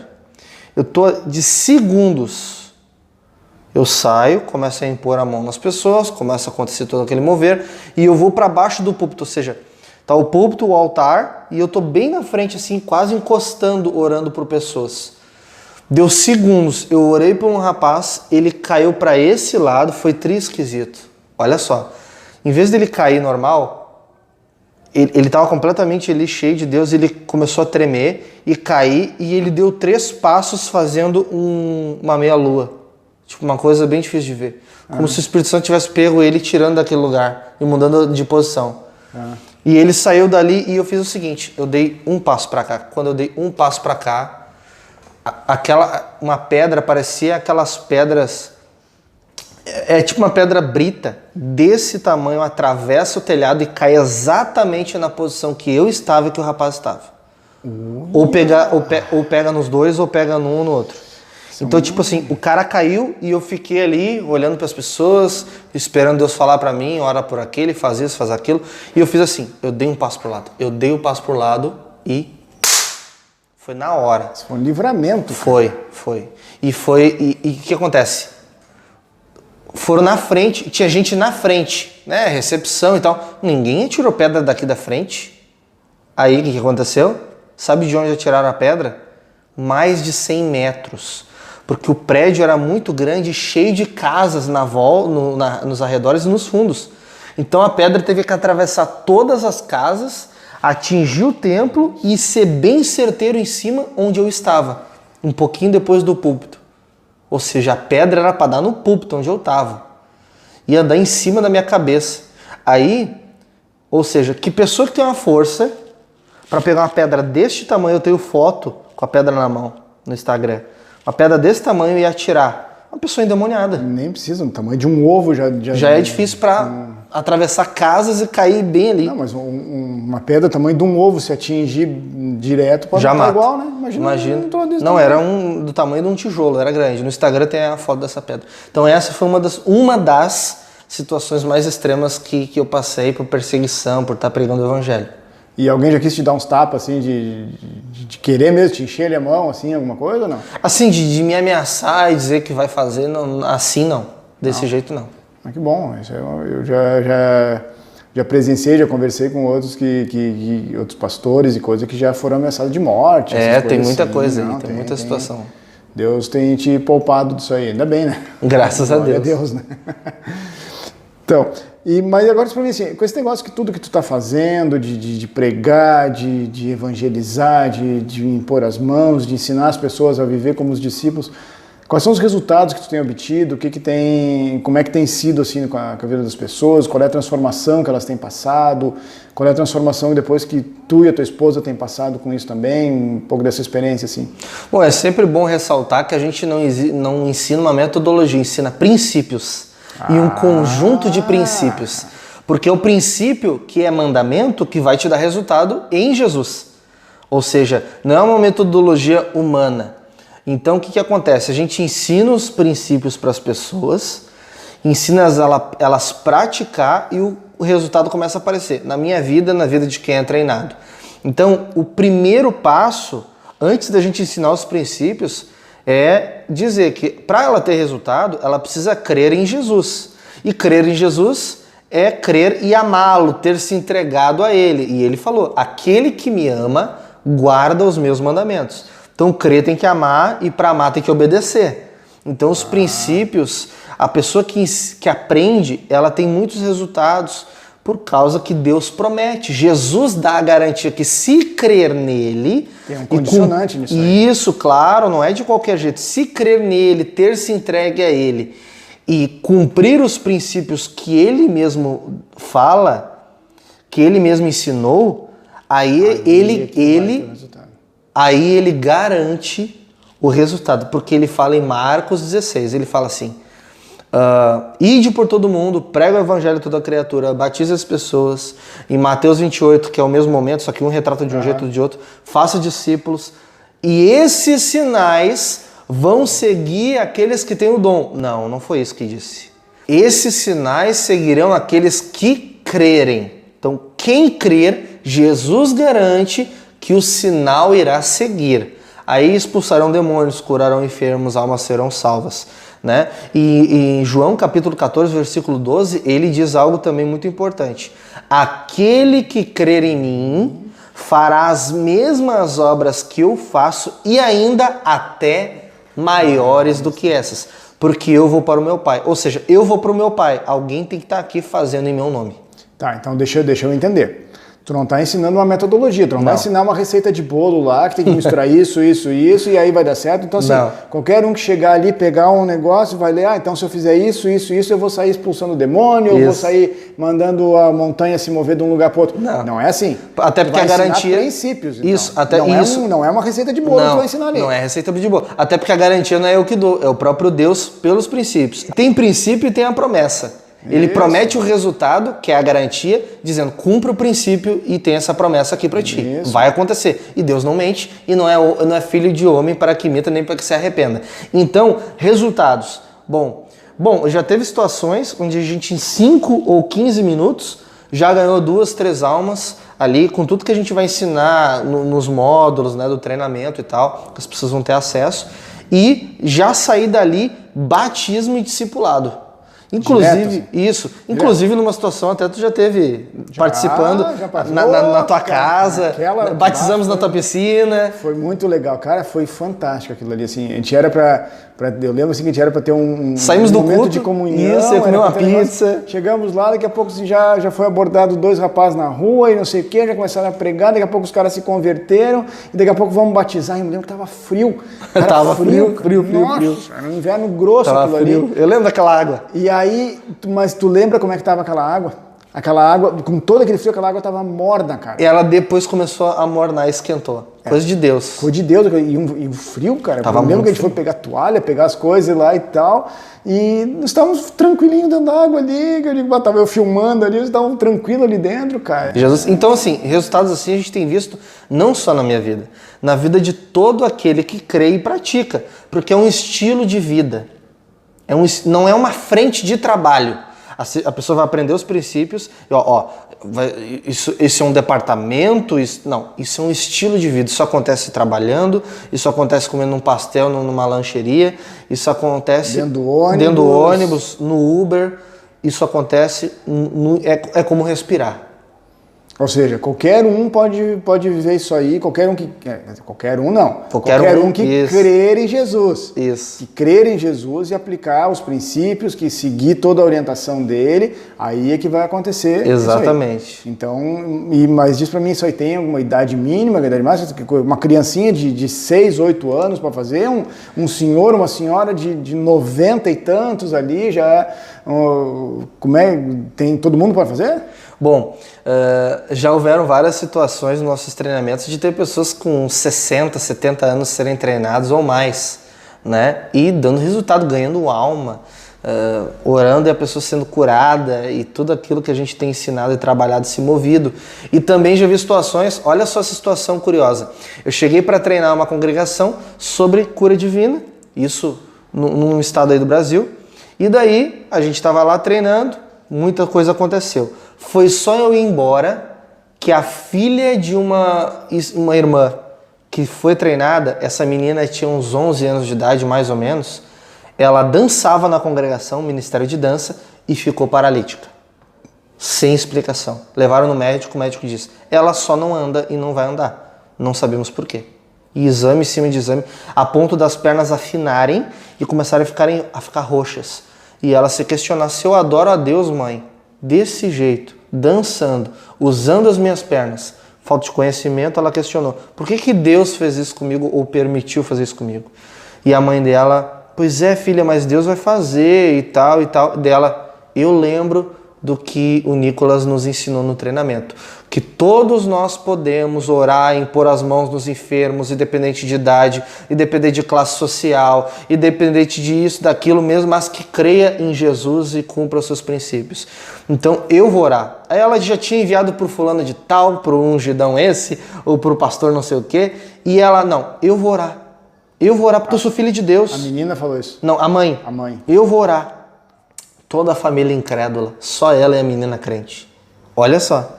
Então ela pegou as pernas da menina em nome de Jesus. Fez uma oração simples e específica.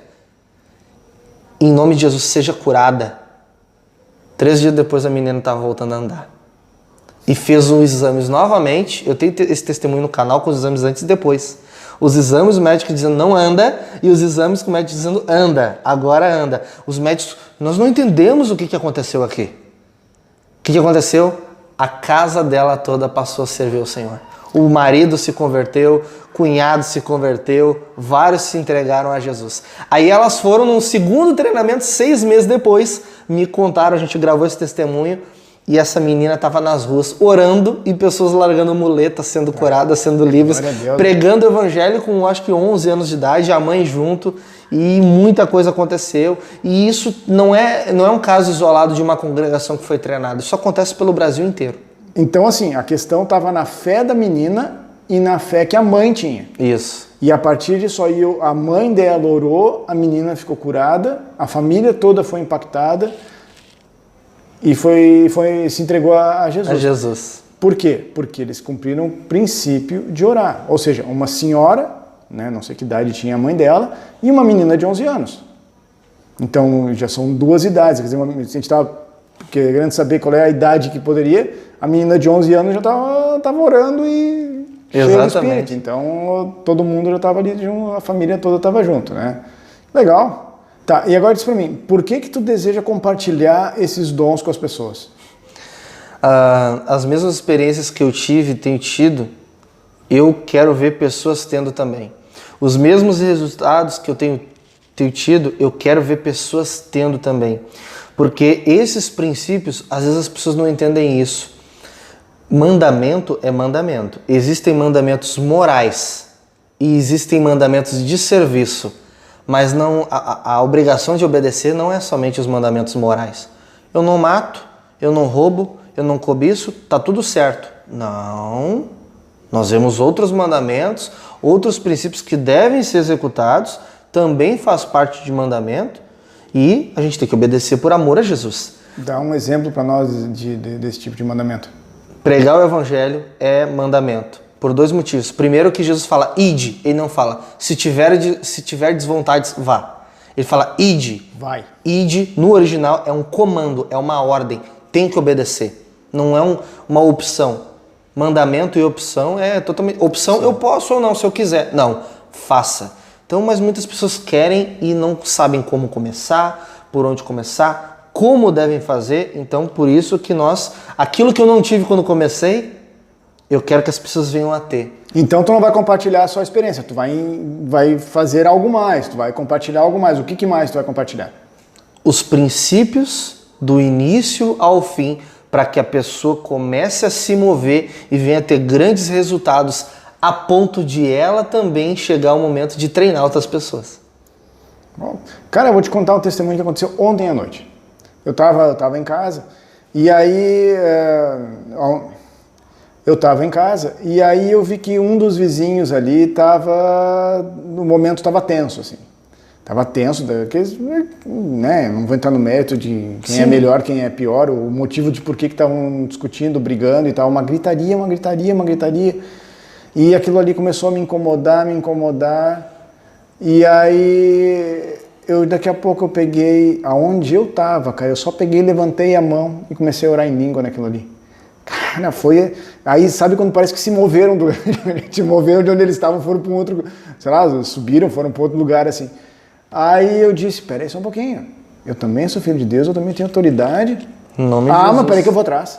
Fui atrás, subi a escada, parei na parede ao lado de onde estava aquela discussão, levantei as 2 mãos e falei, pode parar, chega, encerra o assunto, silêncio. Aí, silêncio, todo mundo aí. Os 2, silêncio. Deu aquele silêncio, assim. E aí eu continuei. Agora, silêncio, apazigua e vão fazer as pazes e vão ficar em paz. Aí deu pra... Estou orando. Eu estava orando um pouco em línguas, um pouco em português, tudo junto ali. E daqui a pouco, assim, evidente, eu não fiquei prestando atenção no que estava sendo dito, porque claro. Né, enfim. Mas deu para ouvir que eles estavam começando a se acertar e fazer as pazes. Aí eu só olhei, assim... A oração de um justo pode muito ter seus efeitos, né? Cara, mas assim, e foi legal, assim, eu digo, um resultado imediato ali, uma oração fast food, cara. Pode parar agora. Repreendo, sai todo mundo aí. Sai demônio daí, pode parar. Demônio de briga, de espírito, sai agora, sai, pode sair. E baixou a bola na hora, assim. Então isso foi uma coisa que aconteceu comigo ontem à noite, assim. Glória a Deus. Nada ali. Então assim, tu vai, o que tu vai compartilhar, o que tu vai passar para as pessoas é para elas viverem mais ou menos como os apóstolos viviam ali. Exatamente, Ou como seja, a igreja do jeito, primitiva. quando Jesus falou ali, vocês vão expulsar demônios, vocês vão pregar, vocês vão falar de Jesus, vocês vão de 2 em 2 e vão de cidade em cidade. Isso, exatamente isso. Ou seja, tu não vai ensinar uma receita de bolo, tu vai apenas conduzir para as pessoas terem um estilo de vida como os apóstolos viviam. Isso. Agora tem algo importante falar. Muitas pessoas pensam que aquela vida era só restrita aos apóstolos, não a igreja como um todo, que eram milhares. Deixa eu dizer algo aqui. A Bíblia é muito específica quando fala de dons ministeriais. Isso é algo que a gente também fala e ensina bastante. Tu vai falar sobre dons ministeriais, sobre mandamentos de serviço, tudo isso aí. Tu vai estar no Vou falar sobre os também. dons, sim. Tá. Aí o que acontece? A gente vê os apóstolos se moverem, mas a Bíblia mostra, porque a Bíblia é muito específica nisso, profetas se movendo, mestres se movendo, bispos, presbíteros, diáconos. E a Bíblia fala diácono fulano, evangelista cicrano, e assim vai. Agora, a Bíblia é muito específica por causa, enfatizando um dom. Agora tem um cara que orou por Paulo. Nenhum apóstolo de ofício foi a ponte para que Paulo chegasse a Cristo. Paulo se converteu com Cristo, aquela visão e tal. Sim. Aí ele foi lá para orar por Paulo, depois de Paulo ter se entregado já, batizou Paulo, orou para Paulo ser cheio do Espírito Santo e para ele ser curado da cegueira. Primeiro, esse cara, ele viu Jesus numa visão em um momento que ele estava... Ele viu Jesus no momento de oração, viu Jesus, ele orou para que Paulo, a cegueira fosse curada, para Paulo ser cheio do Espírito Santo e batizou Paulo. A Bíblia diz que ele era um discípulo, não era apóstolo, não era diácono, não era pastor, não era evangelista, ele era um discípulo. Era aquela pessoa que está lá ouvindo a palavra, mas tem autoridade no nome de Jesus e às vezes não sabe. Ananias sabia, porque ele aprendeu, foi ativado, e é isso que nós queremos fazer com os nossos amigos que vão participar desse treinamento. Mas quem tiver fé em Jesus, fizer o treinamento, mesmo que hoje ela esteja sentada no banco da igreja há 20 anos, ou que ela tenha se convertido hoje mesmo. Exatamente. Ou seja, na hora que ela se converteu, ela pode ser batizada pelo Espírito, ela pode sair atuando, ela pode evangelizar, ela pode aquilo ali. Talvez não tenha toda a experiência, toda claro, a técnica, isso é uma prática que vem com o tempo. Mas muitas vezes a gente vê gente de 10, 20, 30, 40 anos sentado na congregação, não fazendo o que não conhece, esquentando o banco, que então é um potencial que está deixando de ser aproveitado para evangelismo, para cura, para ministrar, para ensinar, para tudo. Daqui a pouco a pessoa está lá esquentando o banco, o culto hoje, eu fui no culto. Sou crente, pronto, tá tudo certo. Foi no culto para quê? Fui lá. Tava aí, não tinha muito o que fazer, eu fui lá ver o pastor, fui lá ouvir as musiquinhas, eu gosto das músicas que tem lá. Quer dizer, o cara está esquentando o banco, não está indo fazer frutificando, né, e fazer discípulos. Ide por todo mundo, faça discípulos de todas as nações, batizando em nome do Pai, do Filho e do Espírito Santo. É isso que tu vai ensinar a pessoa a simplicidade de viver com o Evangelho. Porque o Evangelho é simples, é o homem que complica. É isso que a gente vai estar abordando também. Então não é um negócio complexo, que é uma coisa monstra, que requer um negócio que eu nunca vi na vida. Não. O Evangelho é simples. É simples. É puro e simples, né? O Evangelho é simples e o resultado é extraordinário. Tá aí, como eu compartilhei contigo, ontem ali eu fiz um negócio desse, cara, de orar, porque tava dando um quebra-pau do lado lá. Em 30 segundos o negócio estava resolvido. É verdade. E não é porque eu queria ver o jogo na TV, é porque poderia ter posto mais alto ali e teria resultado. E deixava o negócio, deixava quebrar o pau do outro lado lá. Mas não, aquilo ali, independente do que eu estava vendo, do que eu estava fazendo, foi muito melhor e muito mais legal e muito mais emocionante. Se de onde eu estava, já no primeiro momento eu levantei a mão e meio que se arrastaram para outro lugar. E eu fui atrás. E é isso que todos precisam experimentar. O agir de Deus através das suas vidas. Porque somos sal da terra e luz do mundo. O que as pessoas precisam entender o mundo sem mim ele não tem gosto. Porque Jesus me fez assim. Aí já é uma questão de identidade, que nós vamos falar nos treinamentos. Tu vai falar um pouco sobre identidade também no treinamento ali. Pô, dá uma palhinha pra nós aí, diz pra nós o que tu vai... Dá só um gostinho pra nós aí, o que tu vai falar sobre isso. Bom, Jesus, ele nos fez nova criatura. Existem 5 tipos de identidade. O que a cultura fala de você, o que você pensa de si mesmo, o que o mundo fala de você, o que seus pais diziam que você era e o que Deus diz de você. Que essa mais vale, né? é a nossa verdadeira identidade. Aprofundar nisso para a pessoa entender. Eu sou sacerdote real, povo santo, povo adquirido, embaixador de Cristo na terra, filho adotivo de Deus e portador do ministério da reconciliação. Pedro fala que nós somos nação santa, propriedade exclusiva do Senhor, né? Isso. Parece que a gente é escravo. Não, a gente tem um privilégio de ser filho de Deus, de ser chamado filho de Deus. E é isso tudo que nós vamos ensinar para essas pessoas, e elas vão ser impactadas, assim como essas pessoas que têm testemunhado em vídeos têm sido impactadas e transformadas. Elas foram transformadas e agora também são agentes de transformação, para a glória de Deus. Amém, glória a Deus. E se elas não aprenderem a viver dessa forma, o que elas vão perder, o que elas vão deixar de viver, o que elas vão deixar de fazer? Bom, primeiro é bom a gente pontuar que se eu fosse um criador de um método, aí falando de fé, falando de palavra de Deus, de mandamento, aí eu seria o mentor desse princípio. Mas como é Deus que criou os princípios, que deu os mandamentos, Ele é o cabeça e Ele que mandou. O princípio vem dele.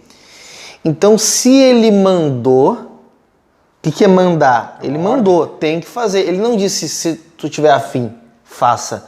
Ele disse, ide, prega o evangelho, batize, faça discípulos de todas as nações, expulse demônios, cure os enfermos. Ele mandou. Aí a gente vê Paulo falando em 1 Coríntios capítulo 12, verso 1, eu quero que todos vós sejam conhecedores dos dons espirituais. Em outra tradução ele vai dizer, não quero que nenhum de vocês seja ignorante acerca dos dons espirituais. Ou seja, além de ser uma ordem que Deus deu, vai e faz, ou seja, se tu não cumprir a ordem, tu já está desobedecendo. Óbvio. Tu pode ser julgado, tu pode ser até disciplinado por Deus em função disso. A outra coisa é Paulo ter um desejo de que todos conheçam os dons para que todos vivam sobre isso. Para que todos obedeçam e não sejam julgados, porque a Bíblia diz... Não é só saber, é Não. obedecer também. Isso, porque tem a prática. Porque olha só, a Bíblia diz que todos nós seremos julgados por tudo aquilo que fizemos de bom e de ruim.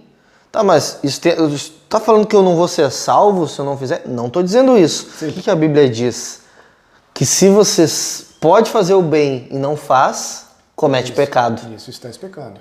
Então, se comete pecado, então assim, isso vai comprometer a salvação da pessoa. A salvação é mediante a fé em Jesus, tá?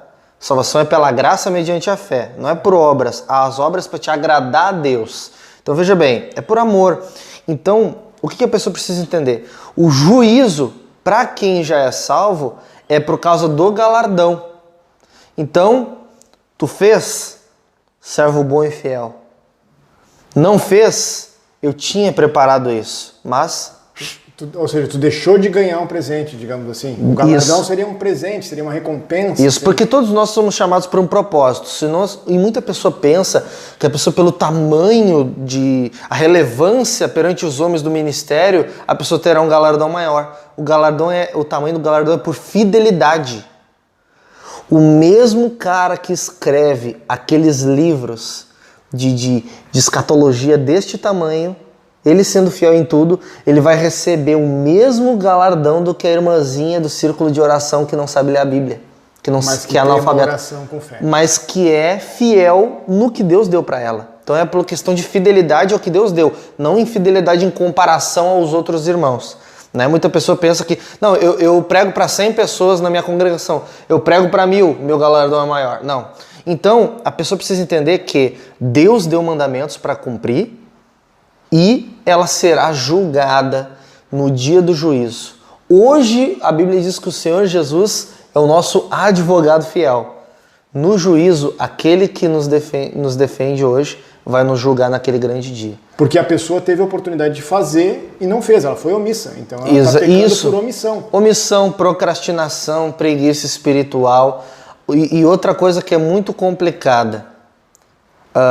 Eu até falei nisso uns tempos atrás, num vídeo, Que lembra daquele período intertestamentário entre Malaquias e a vinda de Jesus, que vinha os zelotes, aqueles caras que eram chamados rebeldes, eles eram chamados de rebeldes, mas eles se autoproclamavam salvadores do povo, aí eles falavam contra o sistema religioso, aí promoviam rebeliões contra o governo de Roma e os outros governos anteriores. Aqueles caras estavam tentando roubar a glória de Deus. Por quê? O Messias demorou, vamos fazer do nosso jeito. E o que acontece na vida de muita gente hoje? Curar os enfermos? Ai, cara, vamos fazer desse jeitinho aqui. Eu quero fazer, mas do meu jeito. Isso é querer roubar a glória de Deus. Mas por que as pessoas agem desse jeito? Porque elas não têm fé, ou porque elas são preguiçosas, ou por tudo, mais alguma coisa também? Cara, o motivo maior é a falta de fé. Porque se você não crê, você não vai fazer. Esses sinais seguirão os que crerem. O sinal não vai seguir aquele que não crê. Então veja bem, isso é Jesus falando em Marcos 16. Agora, tem uma mistura da cegueira, tem uma mistura da preguiça, da procrastinação. A vergonha, talvez? A vergonha também, mas a vergonha é uma questão mais de inferioridade. Aí já é algo que a gente aborda num modo quando a gente fala de identidade, onde isso é curado, é desatado na vida da pessoa. Sim, porque às vezes a pessoa, na realidade o grande medo dela, minha opinião, tá? Não me corrija se eu estiver errado, é que às vezes a pessoa não é a questão da vergonha de não curar, é a vergonha perante as outras pessoas por não ter te demonstrado. Isso, cara. Porque ela demonstrou que não tem fé em Jesus, que Jesus pode curar aquela pessoa que está com um problema de, sei lá, de não andar. Aí entra a falta de conhecimento, porque a fé tem que ser do enfermo. Jesus chegou num vilarejo, não pôde fazer muitas maravilhas por causa da incredulidade deles. Se Jesus não pôde, Deus em sua soberania escolheu a fé para curar. Poder tem, mas ele escolheu aquele jeito, pela fé. Claro. Entendeu? Então, por causa da fé, ou seja, ele orou pelas pessoas. E não aconteceu. Sim. Igual aconteceu em um outro cara, com uma outra situação, que ele impôs as mãos no cego e o cara não teve fé suficiente para que o milagre fosse instantâneo. E aí ficou aquele das árvores que andavam, que ele via com árvores. O que você vê? Vejo como árvores e tal. Então impôs as mãos de novo. Às vezes isso é um caso, a gente vai falar nos modos, às vezes é um caso de orar de novo também. Às vezes é isso, às vezes não é. Aí a gente aborda lá, abordando os textos bíblicos, falando de muitas experiências também, para a pessoa entender. Então tem vários motivos. Por isso que tem todo um curso, todo um ensinamento, vários módulos para a pessoa entender, aprender e desatar em todas essas áreas. Eu acho que dentro disso aí acontece em várias passagens da Bíblia, mas tem uma que chama, que para mim eu acho que é um dos milagres mais legais que Jesus fez, que foi aquela história da mulher que tinha um fluxo de sangue. Porque essa mulher, a fé dela era tão grande que ela encostasse da roupa dele. Além de encostar, ela podia ser apedrejada, vista pelo povo. Ela não, eu vou do mesmo jeito, porque eu tenho certeza que eles não vão me apedrejar enquanto eu não encostar. Não vai dar tempo. A fé. E outra, ela sabia que a fé dela era tão grande, se ela só encostasse na roupa, ela seria curada. Então, aí quando Jesus volta, eu acho muito legal essa cena, porque eu acho assim, imagina Jesus voltando, quem me tocou? Mas os apóstolos deixam, como quem te tocou, cara? Tá cheio de gente aqui. Ela né? foi, alguém foi diferente. Aí ele, não, alguém me tocou e saiu o poder. Então ele, aí dá aquela cena, deve estar assim, a mulher no meio do negócio, olhando para ele, e aí ele falou, a tua fé te curou. Tem outras passagens que falam que Jesus assim, seja feita conforme a tua fé. Então assim, se tu tem pouca fé, não vai acontecer. Se tu tiver, aliás, então assim, se tu não tiver fé, não vai acontecer. Se tu tiver pouca fé, pode não acontecer ou acontecer uma parte, que nem o cara aquele que foi curado parcialmente, porque a fé dele era pequena e ele enxergava que nem árvores que andavam. Isso. E quando ele teve uma fé forte, aí ele foi curado e começou a enxergar. Exatamente. Então o milagre de Jesus é conforme a fé. O volume da fé, a quantidade de fé que tem. E Paulo elogia até uma igreja do Novo Testamento, dizendo assim, que vejo que a vossa fé aumenta muitíssimo. Ou seja, está falando de uma fé crescente, que está aumentando. A fé aumenta pelo ouvir pela palavra de Deus.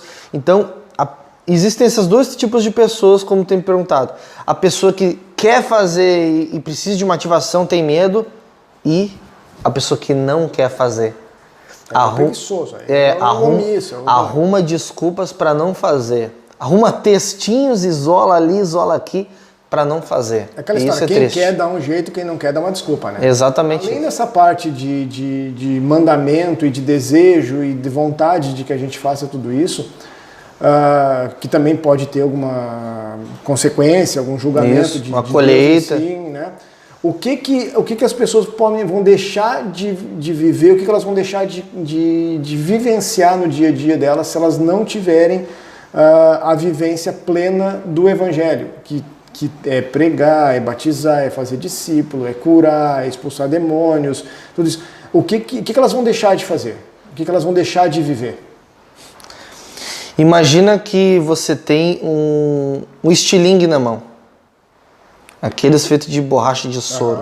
Bom. A gente brincava lá aqui no Rio Grande do Sul, a gente chama de funda. Isso, aí você puxa ele assim, ó.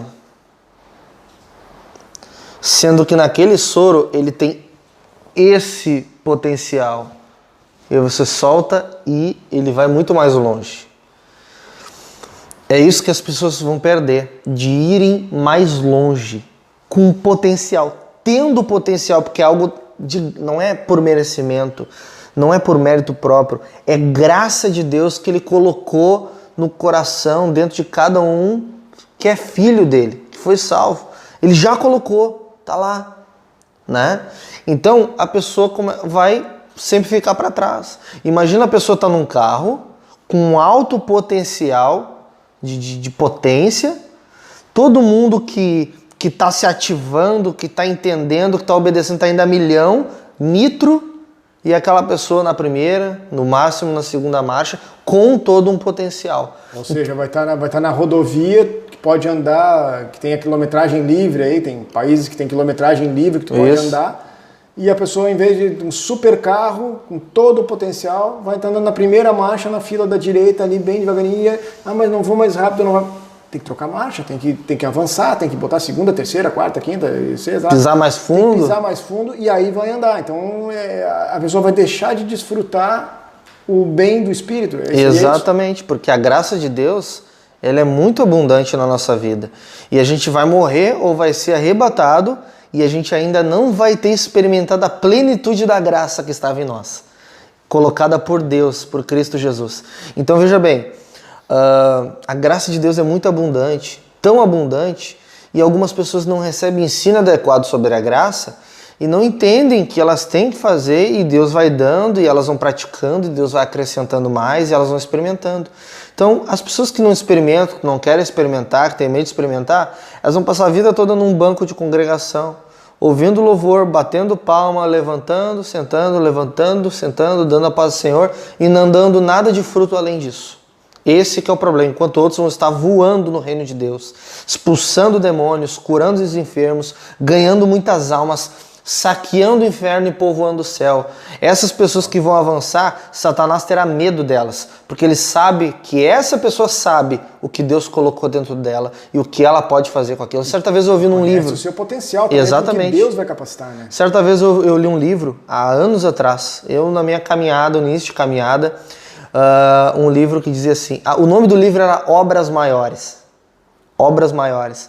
E nesse livro, eu lendo ali, chegou um momento que o escritor disse assim, o que é o nome de Jesus para você? Porque para muita gente, o nome de Jesus é como um jargão, um bordão. Mas eu entendi que quando eu digo o nome de Jesus, é como se uma bomba atômica estivesse explodindo no mundo espiritual. Fé, ou seja, eu falo em nome de Jesus, os demônios têm que ocorrer, as enfermidades têm que desaparecer. É o que tem que acontecer, porque Ele me deu de graça e eu tenho que usar. Imagina você receber um presente do seu pai, aí ele pega o presente e te dá um presente. Filho, toma um presente. Aí tu recebeu o presente, obrigado, pai. E sai brincar com outra coisa. Menos importante, menos bonita e mais baratinha. Não foi um alto preço que Jesus pagou para a gente ter tudo isso? Aí a pessoa recebe o presente de Deus. Obrigado, pai. Vamos bater uma foto? E vai brincar com outro brinquedo. Aí a criança, tu tem filhos, né? Ainda não tem. Que quando os seus filhos já tem uma certa idade, mas quando eles são pequenininhos, tu compra aquele brinquedão, pai, eles brincam com o brinquedo. pouco eles olham uns potes de cozinha ali, as tampas, eles vão lá e ficam brincando com os potes de Ou cozinha. então eles tiram o brinquedo, olham o brinquedo e vão brincar com a caixa do brinquedo. Isso mesmo. Exatamente, então é tipo isso. Imagina, a gente sabe da inocência da criança, imagina Deus vendo o preço que foi pago, o entendimento que nós temos, que não é de uma criança de 2 anos de idade, negligenciando isso, não dando valor. Um alto preço que foi pago. Uma pessoa, você não vai orar pelos enfermos? O meu filho morreu para que tu fizesse isso. Então não tem valor o que o meu filho fez? E além de também tem aquela outra história, né? Se tu não fizer, se tu não falar, se tu não proclamar, Deus vai de outro jeito.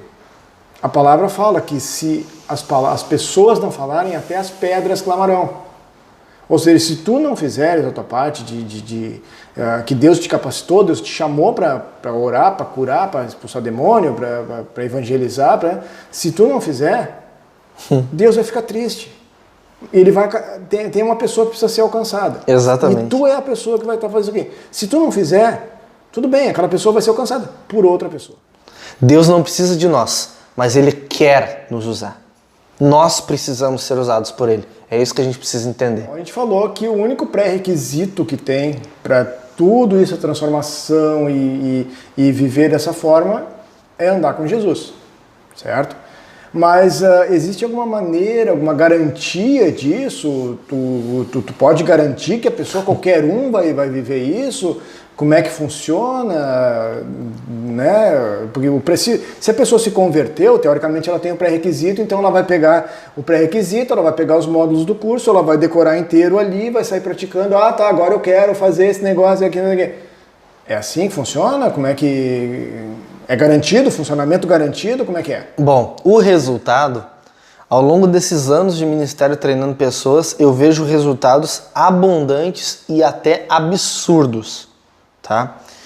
Mas eu não posso dar garantia porque o mandamento não foi dado por mim. Eu sou apenas a ponte. Eu sou um canal. Eu sou a pessoa que está ministrando o princípio que o Deus Criador criou, ordenou para que nós cumpríssemos, né? Então, ele diz, ide e acontecerá. A garantia é total dele. Se eu garantisse, aí não seria um princípio de Deus, seria um princípio meu próprio, um mandamento de homem, mas não é. Então veja bem, agora, o que a pessoa precisa fazer? Ela vai decorar os módulos, vai sair fazendo? Ela precisa crer unicamente em Jesus Cristo, ter se entregue completamente a Ele. Aí sim ela vai estudar os módulos, aprender os princípios, cumprir os desafios, os deveres de casa que vão ter nos módulos, nas aulas. Ou seja, ela crê em Jesus, se entregou totalmente a Jesus, aprendeu os princípios e praticou. Foi pegar tudo que aprendeu e colocar em prática. Aí a Bíblia diz que se ela fizer exatamente como Deus mandou, o resultado virá. Agora, é com a prática. A pessoa, na prática, vai perdendo vergonha, praticando, ela vai ficando mais ousada, ela vai ficando mais confiante, ela vai... Um degrau de cada vez, né? Ela não vai sair correndo, às vezes acontece. Ela vai subir, eu vejo assim, que ela vai subir um degrau de cada vez. Deus vai capacitando conforme a maturidade dela. É que nem assim, quando nasce uma criança, nasceu hoje, ela não vai sair correndo amanhã. Exatamente. Ela vai aprender primeiro a sentar, depois ela vai aprender a engatinhar, depois ela vai dar os primeiros passos, depois ela vai caminhar, depois ela vai correr, depois ela vai para a maratona.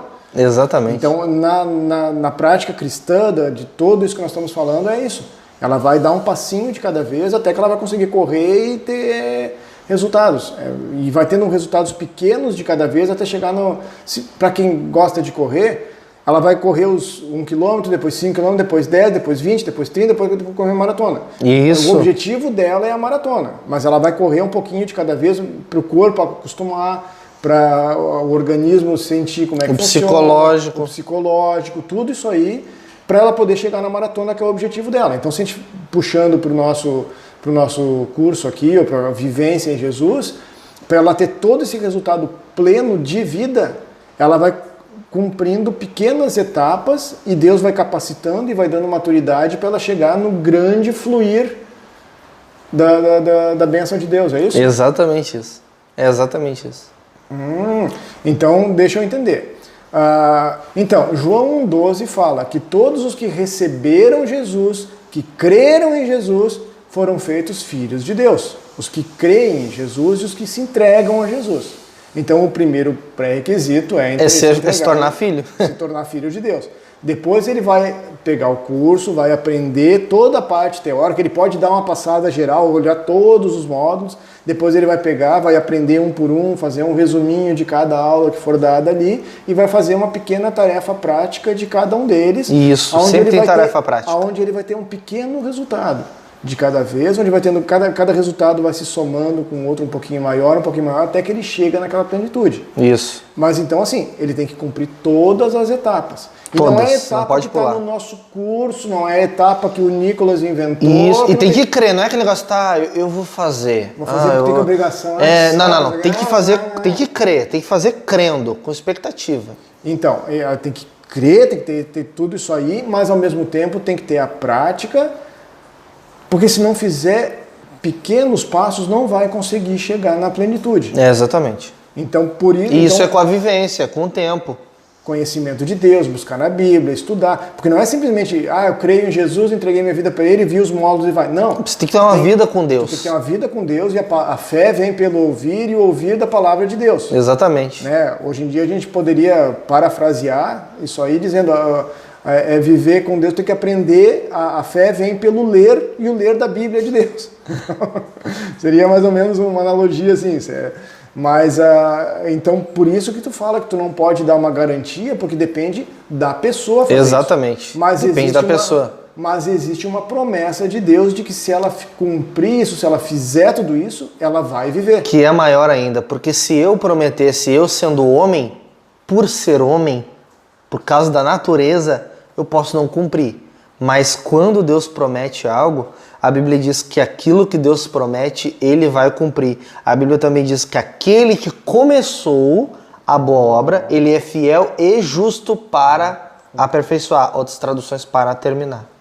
E assim é em todas as áreas da vida cristã. Ou seja, então para a gente entender, a gente se torna filho de Deus, Deus quer fazer uma obra em nós, Deus quer fazer uma obra através de nós, e Deus quer cumprir, quer aperfeiçoar e quer cumprir essa obra. Mas depende da gente fazer essa parte. Depende totalmente da gente querer fazer e obedecer. Então o resultado vem de quem cumprir o que Deus está mandando. Exatamente. Não é cumprir o módulo ali de botar o tiquezinho de... Não. É de uma vivência. E cumprir crendo. É igual aquela coisa assim, libere perdão, perdoe alguém. Tá, eu perdoo. Tá. Eu perdoo. Se não for do coração, não perdoou. Da mesma forma. Eu vou orar, eu vou lá na rua, eu vou lá na rua. Não, eu vou em nome de Jesus, Senhor, a tua graça está comigo, vai acontecer, eu creio nisso, eu me agarro nisso. Tem essa diferença. Sim. É uma fé prática. E Tiago fala de uma fé não fingida. É uma fé genuína, de verdade.